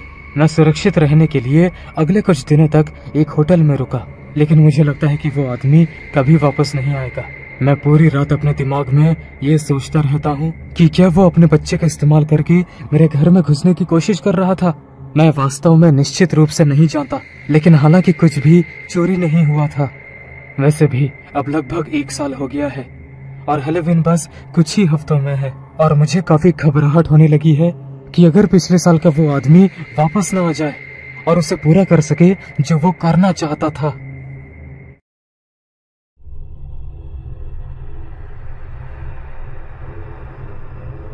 कुछ साल पहले जब हम 13-14 साल के थे, तब मैं और मेरे दोस्त ट्रिक और ट्रीट कर रहे थे। ये हमारा दूसरा साल था जब हमारे माता पिता हमारे साथ नहीं आए थे, इसलिए हम आसपास के पड़ोस में दौड़कर कैंडी इकट्ठा करने और अच्छा समय बिताने के लिए उत्साहित थे। हैलोवीन से पहले हम हर साल कुछ न कुछ करते थे। वो था हमारे ट्रिक और ट्रीटिंग रूट की योजना बनाना, ताकि हम पूरे आकार से कैंडी बार पाने की उम्मीद में सभी सबसे बड़े घरों में जा सकें। इस साल की शुरुआत में नए लग्जरी घरों की एक पूरी सड़क आखिरकार बनकर तैयार हो गई और लोग वहां चले गए, इसलिए हमने वहां से शुरू करने का फैसला किया और फिर बाद में अन्य इलाकों में जाने का फैसला किया। फिर हम ट्रिक और ट्रीट शुरू करने के लिए निकल पड़े। हम रास्ते में कुछ अतिरिक्त कैंडी के लिए कुछ घरों में रुके और फिर फुटपाथ से नीचे की ओर मुड़ गए। हमें हैरानी हुई क्योंकि हमने किसी अन्य बच्चों को बाहर घूमते हुए नहीं देखा था। हमें लगा कि हम पहले लोग हैं और हम वास्तव में एक्साइटेड हो गए। एक दयालु बूढ़े व्यक्ति ने दरवाजा खोला और हम सभी को एक बड़ी सी कैंडी दी। एक बार जब हम हाईवे से बाहर आ गए तो हम सभी अत्यधिक उत्साहित हो गए, क्योंकि हम पहले से ही अच्छी शुरुआत कर चुके थे। लेकिन जैसे ही हमने अगले दरवाजे की घंटी बजाई, किसी ने जवाब नहीं दिया और न ही अगले घर और उसके बाद वाले घर ने जवाब दिया। इस सड़क के बारे में एक बात ये थी कि प्रत्येक घर का आंगन बहुत बड़ा था। लगभग 10 घरों से जवाब न मिलने के बाद हमें ऐसा लगने लगा कि हम यहाँ हैलोवीन बर्बाद कर रहे थे, क्योंकि हमें कुछ भी नहीं मिल रहा था। हालांकि हम अगले घर को देख सकते थे और जहाँ तक हम देख सकते थे वो सड़क पर सबसे बड़ा था। इस घर में वास्तव में लंबा रास्ता था और ये और भी बड़े सर्कल वाले रास्ते तक जाता था। जैसे ही हम ऊपर जा रहे थे, मैंने देखा कि एक महिला दरवाजे के ठीक बगल वाली छोटी सी खिड़की से हमें देख रही थी। लेकिन जैसे ही मैंने उससे नजरें मिलाई, वो तुरंत पीछे हट गई। मुझे लगा कि वो बस चालबाजों का इंतजार कर रही थी और मुझे ये देखकर खुशी हुई और उम्मीद थी कि हमारे लिए कुछ कैंडीज होंगी। हम बरामदे में बैठे और मैंने दरवाजे की घंटी बजाई। लगभग तुरंत ही एक महिला दरवाजा खोलती है और उसके पीछे एक बूढ़ी महिला थी, वही जिसे मैंने खिड़की पर देखा था। जैसे ही हम ट्रिक और ट्रीटिंग कहते हैं, वो दोनों मुस्कुराते हैं। फिर वो दरवाजा खोलती हैं, जिससे उनके बड़े से लिविंग रूम के अंदर एक बड़ा सा टेबल दिखाई देता है। टेबल पर लगभग हर प्रकार की कैंडीज थीं, जो आपको किसी दुकान पर नहीं मिल सकती थीं। मैं विश्वास नहीं कर सकता था कि कोई हैलोवीन कैंडीज पर इतना खर्च करेगा, लेकिन इस तरह के बड़े घरों में ये काम बात होगी। उसने हमसे कहा कि हम अंदर आएं और बिना किसी झिझक के हमें जो भी कैंडी चाहिए उनमें से 2 चुन लें। हम सभी उनके पास मौजूद हर चीज को देखने के लिए बार बार मेज की ओर दौड़े। उस पल में हम सभी जो भी कैंडीज चाहते थे उस पर निर्णय लेने से बहुत खुश थे। लेकिन जब मैं ये सब तय करने की कोशिश कर रहा था, मैंने दरवाजा बंद होने की आवाज सुनी। हम सभी ने मुड़कर दरवाजे के पास खड़ी उस महिला की ओर देखा जो अभी भी हमें देखकर मुस्कुरा रही थी। उसने हमें बस 1 मिनट के लिए यहाँ रुकने के लिए कहा, क्योंकि वो बाहर जाते समय हमारे लिए कुछ कैंडीज रखना भूल गई थी। मैंने चारों ओर देखा, वो बूढ़ी औरत भी वहाँ नहीं थी। मैं बता सकता हूँ कि हम सभी घबराए हुए और डरे हुए थे। कुछ ही सेकंड्स बाद हॉल के नीचे से कदमों की आहट हमें सुनाई देने लगी। मैं तुरंत दरवाजे की ओर दौड़ा और उसे खोल दिया। हम सभी को बाहर आने दिया, क्योंकि हम सुन सकते थे कि महिला हमें इंतजार करने के लिए कुछ कह रही थी। हम सभी ड्राइववे से नीचे भागे और तब तक नहीं रुके जब तक हम अपने घर में वापस नहीं पहुंच गए। हम अपने रास्ते पर बैठे थे और डरे हुए और भ्रमित थे कि अभी क्या हुआ। हमने अपने माता पिता को बताने के बारे में सोचा, लेकिन हम जानते थे कि हमारे पेरेंट्स हमें डांटेंगे, क्योंकि हम उनसे बिना पूछे किसी अनजान व्यक्ति के घर गए थे। थोड़ी देर बाद हमने अपने पड़ोस में अपना चाल चलन जारी रखा, बहुत अधिक सतर्क रहे और ये सुनिश्चित करने की कोशिश की कि हम अकेले बच्चे नहीं हैं जो घूम रहे हैं। ये निश्चित रूप से हैलोवीन पर मेरे साथ होने वाली सबसे अजीब बात थी और मैं और मेरे दोस्त अभी भी हर हैलोवीन पर इस बारे में बात करते हैं। और अगर हम कैंडीज लेने के लिए वहां रुकते तो पता नहीं क्या होता।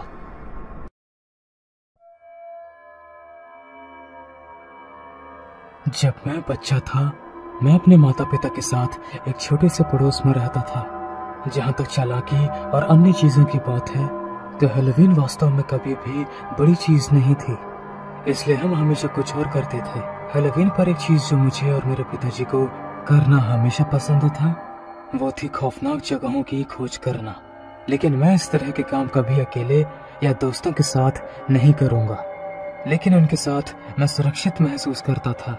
कुछ देर इधर उधर घूमने के बाद हमें एक टूटा फूटा खलिहान मिला। यह चीज वर्षों से खाली पड़ी थी, साइडिंग आधी टूट चुकी थी और छत भी धसी हुई थी। यदि वहाँ पेंट के छोटे छोटे टुकड़े न होते तो आप कभी नहीं जान पाते कि ये लाल है। हम टूटे हुए कांच और लकड़ी की स्लैब के आसपास इधर उधर घूमे, फिर पीछे छूटे हुए औजारों और कचरों को ढूंढा और फिर मैंने देखा कि खलिहान के किनारे एक प्यारा सा बिजुका बैठा हुआ था। मैंने इसकी ओर इशारा किया और मेरे पिताजी ने रास्ता दिखाया, लेकिन जैसे जैसे हम करीब आते गए दुर्गंध उतनी ही बुरी होने लगी। बेचारा आदमी। जब मैंने नीचे देखा तो मैंने अपने पिताजी को यह कहते हुए सुना, स्कैरक्रो के पैरों से कुछ ही दूरी पर एक बड़ा जंगली रकून निश्चल पड़ा हुआ था। लेकिन फिर मैं स्तंभ रह गया। ये ठीक मुझे घूर रहा था। मैं कसम खा सकता था कि पहले वो सीधे दूर तक देख रहा था, लेकिन अब उसकी नजरें मुझ पर थी। वो अभी भी मुस्कुरा रहा है और सीधा बैठा हुआ है। पापा? उन्होंने कोई जवाब नहीं दिया। मैंने उनकी ओर देखा और उन्होंने इस बार अधिक घृणित दृष्टि से रैकून की ओर इशारा किया।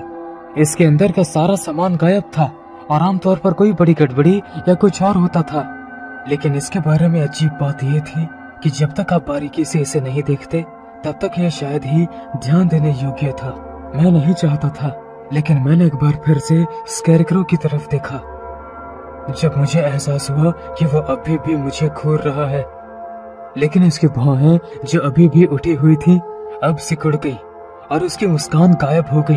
फिर मुझे उसके मैले कुचैले कपड़ों से रिसते हुए बिखरे हुए खून के धब्बे दिखाई देने लगे। मुझे लगा कि कोई बीमारी मेरे ऊपर आ रही है और मुझे सचमुच में चक्कर आ गया, जब तक कि मेरे पापा ने मेरे कंधे पर अपना हाथ नहीं रखा। फिर बाहर निकलने का रास्ता दिखाने लगे। उनके शब्दों ने मुझे बेहतर महसूस कराया, लेकिन मुझे यकीन नहीं था कि मैं इस पर विश्वास करूं या नहीं। जैसे ही हम दूर चले गए, मैंने पीछे मुड़कर स्कैरक्रो की तरफ देखा और हमने पाया कि वो दूर की तरफ देख रहा था और अपनी भौहें ऊंची करके मुस्कुरा रहा था।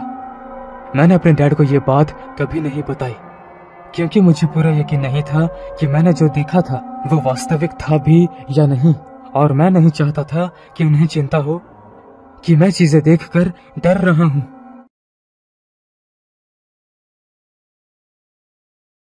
ये शायद मेरी लाइफ की अब तक की सबसे डरावनी घटना है, लेकिन मुझे नहीं लगता है कि इससे ज्यादा डरावनी घटना का मुझे कभी सामना करना पड़ेगा। मैं गुरुवार को KFC में अपने रेगुलर नाइट शिफ्ट में काम कर रही थी।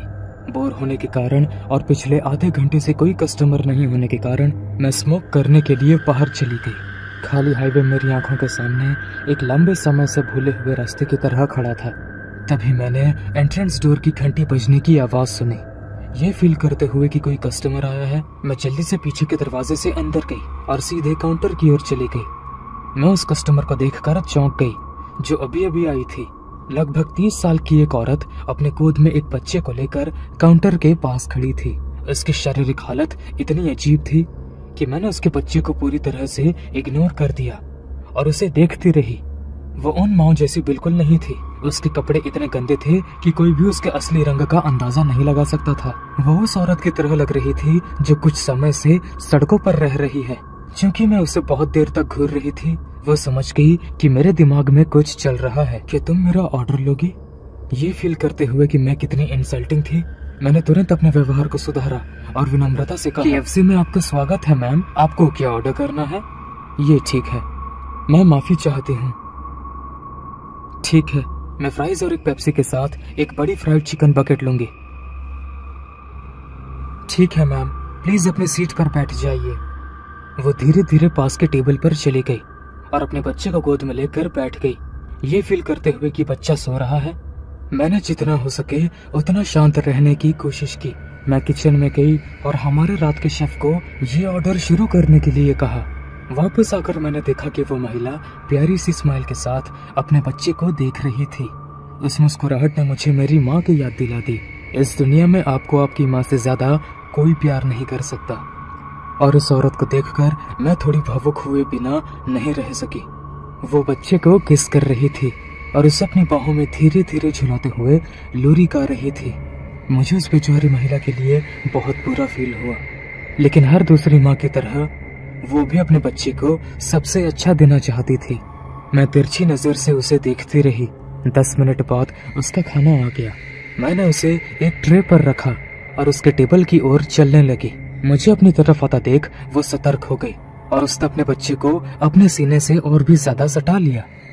मैं उसके प्यारे बच्चे की एक झलक देखना चाहती थी, लेकिन मैं समझ गई कि वो इसे लेकर काफी प्रोटेक्टिव थी। साथ ही मेरे व्यवहार ने शायद उसे थोड़ा डरा दिया होगा, इसलिए मुझे उसका रिएक्शन समझ में आया।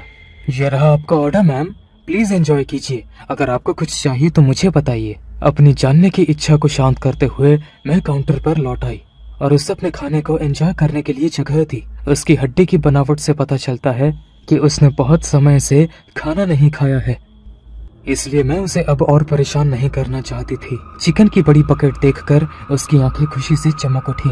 वो खाना खाने लगी। उसने एक चिकन लेग पकड़ी और मांस का एक बड़ा सा बाइट लिया। वो इतनी जोर से आवाज करके खा रही थी कि मैं उसकी चबाने की आवाजें सुन सकती थी। पलक झपकते ही उसने 3 चिकन लेग्स खत्म करने के बाद उसने अपने बच्चे की ओर देखा और कहा, देखो आखिर कौन जाग गया है। क्या मैंने तुम्हें जगा दिया? खैर, तुम KFC चिकन नहीं खा सकती। नहीं, तुम नहीं खा सकती। मैं वादा करती हूँ जब तुम बड़ी हो जाओगी तो मैं तुम्हें यहाँ लाऊंगी और तब तुम जितनी चाहो उतनी चिकन लेग्स खा सकती हो। मुझे उसका अपने बच्चे से बात करने का तरीका बहुत पसंद आया, लेकिन जब मैं उसका ऑर्डर देने गई तो पता नहीं क्यों मेरे दिमाग में एक अजीब बात घूमती रही। उसमें से ब्लीच की बहुत ज्यादा स्मेल आ रही थी। उसके कपड़े ऐसे लगते थे जैसे कि सालों से ना धोए गए हों। तो मैं थोड़ा उलझन में थी कि अचानक उसमें से ब्लीच जैसी स्मेल क्यों आ रही थी। हाँ, पापा जल्द ही हमसे मिलेंगे। तब तक हमें एक अच्छी बच्ची बनना होगा और माँ जो कहती है उसे सुनना होगा, ठीक है? ओह, तो ये एक प्यारी सी बच्ची है। ये जानकर मैंने आखिरकार निर्णय लिया कि जब वो काउंटर पर बिल पे करने आएगी तो मैं उससे कहूंगी कि वो मुझे अपने बच्चे के साथ थोड़ी देर के लिए खेलने को दे। मैंने उसके और उसके बच्चे की मदद के लिए कुछ पैसे देने का भी फैसला किया। फैक्ट ये है कि इस बच्चे के पिता ने अपनी पत्नी और अपने बच्चे को इस हालत में छोड़ दिया। इस बात ने मुझे बहुत उत्तेजित कर दिया और मुझे उस आदमी पर बहुत गुस्सा आया। अब तक चीजें काफी शानदार चल रही थी, लेकिन कुछ खौफनाक घटना घटी। वो औरत अचानक अपने बच्ची को चुप कराते हुए कहने लगी, नहीं रोना मत, मम्मी यही है, रो मत है माँ, तुम्हें पता है अगर तुम रोगी तो मैं भी रोऊंगी। ओ मेरी अंजल रो मत। वो अपनी सीट से उठी और अपने बच्चे को आगे पीछे झुलाने लगी, जैसे माता पिता अपने बच्चे को रोने से रोकने के लिए करते हैं। मैंने रियलाइज किया कि उसका बच्चा बिल्कुल भी नहीं रो रहा है। इससे मुझे बहुत बड़ा झटका लगा, क्योंकि मुझे फील हुआ कि जब से बच्ची यहाँ आई है तब से मैंने उसकी एक भी आवाज नहीं सुनी। क्या ये औरत पागल थी? मेरे मन में ये विचार आते ही मैंने लड़खड़ाती आवाज में उससे कहा, मैम आपकी बच्ची नहीं रो रही है। तुम्हारा क्या मतलब है वो नहीं रो रही है? क्या तुम्हें उसका रोना सुनाई नहीं देता? आप क्या कह रही हैं? हम दोनों की आवाज के अलावा कोई और आवाज नहीं कर रहा। तुम्हें कैसे पता चलेगा? तुम बहुत छोटी हो और तुम बिल्कुल भी एक माँ की तरह नहीं दिखती हो। मेरे बच्चे और मुझे अकेला छोड़ दो। जब से मैं यहाँ आई हूँ मैंने तुम्हें मेरे बच्चे को घूरते हुए देखा है। मैं तुम्हें मेरे बच्चे के करीब नहीं आने दूंगी। नहीं मैम, मैं बस आपकी मदद करने की कोशिश कर रही हूँ। चुप हो जाओ। क्या तुम नहीं देख सकती कि तुम्हारी वजह से वो रो रही है? लेकिन आपकी बच्ची नहीं रो रही है। उसने मुझे पूरी तरह से नजरअंदाज कर दिया और पहले की तरह अपने बच्चे को चुप कराने लगी, जैसे वो रो रही हो। इस पूरी सिचुएशन में मैं पूरी तरह से कंफ्यूज और गड़बड़ महसूस करते हुए मैंने हमारे रात के शेफ अल्बर्ट को बाहर आने के लिए कहा। मेरी आवाज सुनकर वो किचन से बाहर भागा और मैंने इस महिला की ओर इशारा करते हुए उससे पूरी स्थिति बताई। वो महिला अब हमारी ओर देख भी नहीं रही थी, वो बस लोरी गुनगुना रही थी। हम और ज्यादा सस्पेंस में नहीं रहना चाहते थे। हम उसके पास गए और उसकी बाहों में देखा, और जो सीन मैंने देखा उससे मेरी रूह कांप गई। वहां एक बच्ची थी, लेकिन वो जिंदा नहीं थी। इसके बजाय ये एक अजीब से चेहरे वाले एक मृत बच्चे की लाश थी जो सड़ने लगी थी। इसमें कोई संदेह नहीं था कि ये बच्चा बहुत पहले ही मर चुका था। इसमें कोई संदेह नहीं था कि ये बच्ची बहुत पहले ही मर चुकी थी। प्राकृतिक मानव जीवन के नियमों के अनुसार उस बच्ची की लाश सड़ना शुरू हो गया था, जिसकी वजह से उस पर कीड़े और अन्य बैक्टीरिया लग गए थे।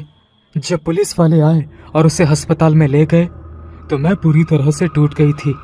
उसके होश तब उड़ गए जब पैरामेडिक्स ने उसे समझाया कि कैसे उसकी बच्ची अब मर चुकी थी और वो पूरी तरह से रो रही थी।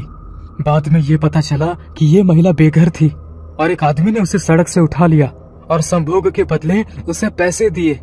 लेकिन दुर्भाग्यवश चुनौतीपूर्ण परिस्थितियों में वो प्रेग्नेंट हो गई। भले ही उसने एक स्वस्थ बच्ची को जन्म दिया, लेकिन नशे की लत और अपमानजनक जीवन शैली जीने के कारण वो उसकी देखभाल नहीं कर सकी।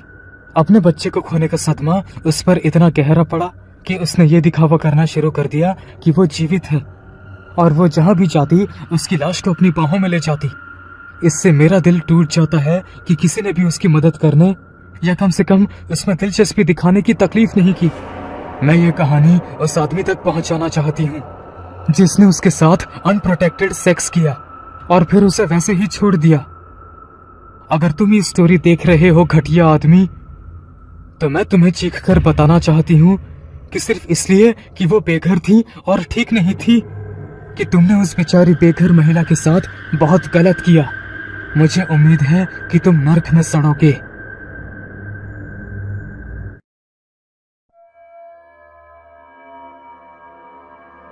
मेरे अपार्टमेंट से नीचे के ब्लॉक में केएफसी में कर्नल सैंडर्स की सबसे डरावनी स्टैचू थी। ये डाइनिंग रूम के कोने में खड़ा था, कम से कम 8 फीट लंबा। चिकन और मैश्ड पोटैटोज को खाते हुए कस्टमर्स को घूरता रहता। स्टैचू के सबसे नजदीक वाली टेबल पर कभी कोई नहीं बैठता था। जैसे जैसे आप उस चीज के करीब पहुंचते हैं, वहाँ एक बुरा माहौल होता है। ठंडी जगह, अजीब गंध, ऐसा एहसास कि आपको कोई घूर रहा हो। खौफनाक स्टैचू ने मुझे सप्ताह में कम से कम 2 बार केएफसी में खाना खाने से तो नहीं रोका, लेकिन इसने अनुभव को खराब कर दिया। ये अजीब था क्योंकि स्टैचू एकदम रियल लग रहा था।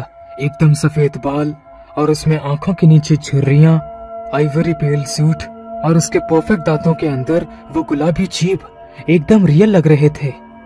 ये स्टैचू आपको ऐसा फील कराती है कि ये कभी भी जिंदा होकर आपको मौत के घाट उतार सकती है।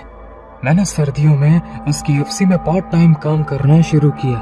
हालांकि तभी मैंने हमेशा के लिए फास्ट फूड खाना बंद कर दिया। हालात इतने बुरे नहीं थे जब तक कि उन्होंने मुझे रेस्टोरेंट में लगभग 1 महीने का समय बिताने के लिए रात के शिफ्ट में नहीं भेज दिया। अगर कर्नल सैंडर्स की स्टैचू दिन के दौरान डरावनी थी तो रात में ये बिल्कुल अजीब थी। हर बार जब मैं उसे देखता तो उसका चेहरा मुझे हमेशा थोड़ा सा अलग दिखाई देता।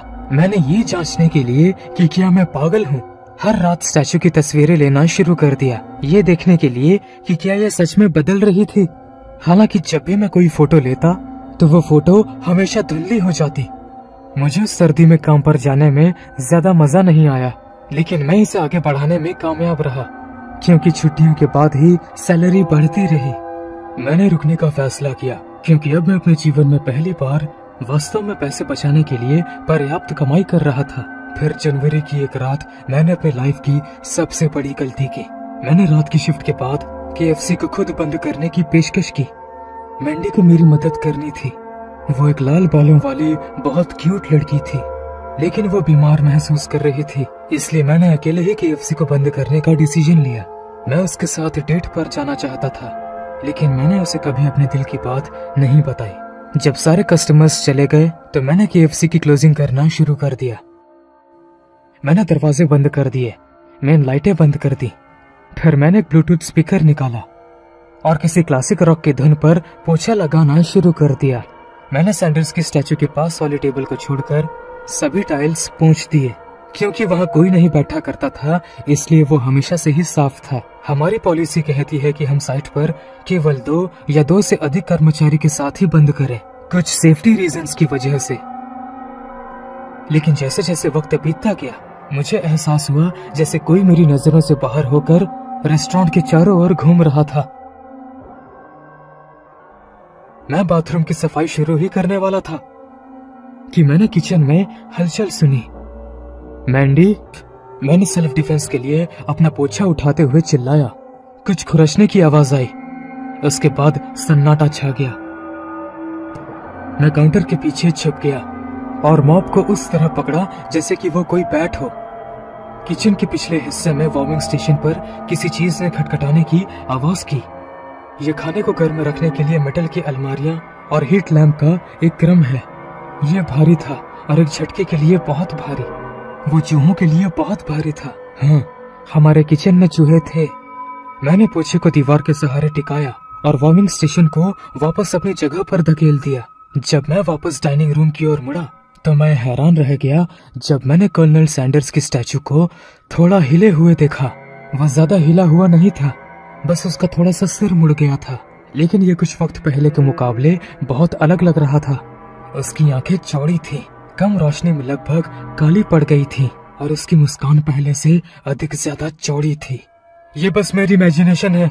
मैंने मॉप को इतने जोर से पकड़ा कि मेरी उंगलियां चटक गईं। स्टैचू ने कोई जवाब नहीं दिया। मेरा मतलब है कि वो जवाब क्यों देगा? वो बस एक स्टैचू था, प्लास्टर और पेंट के अलावा कुछ नहीं।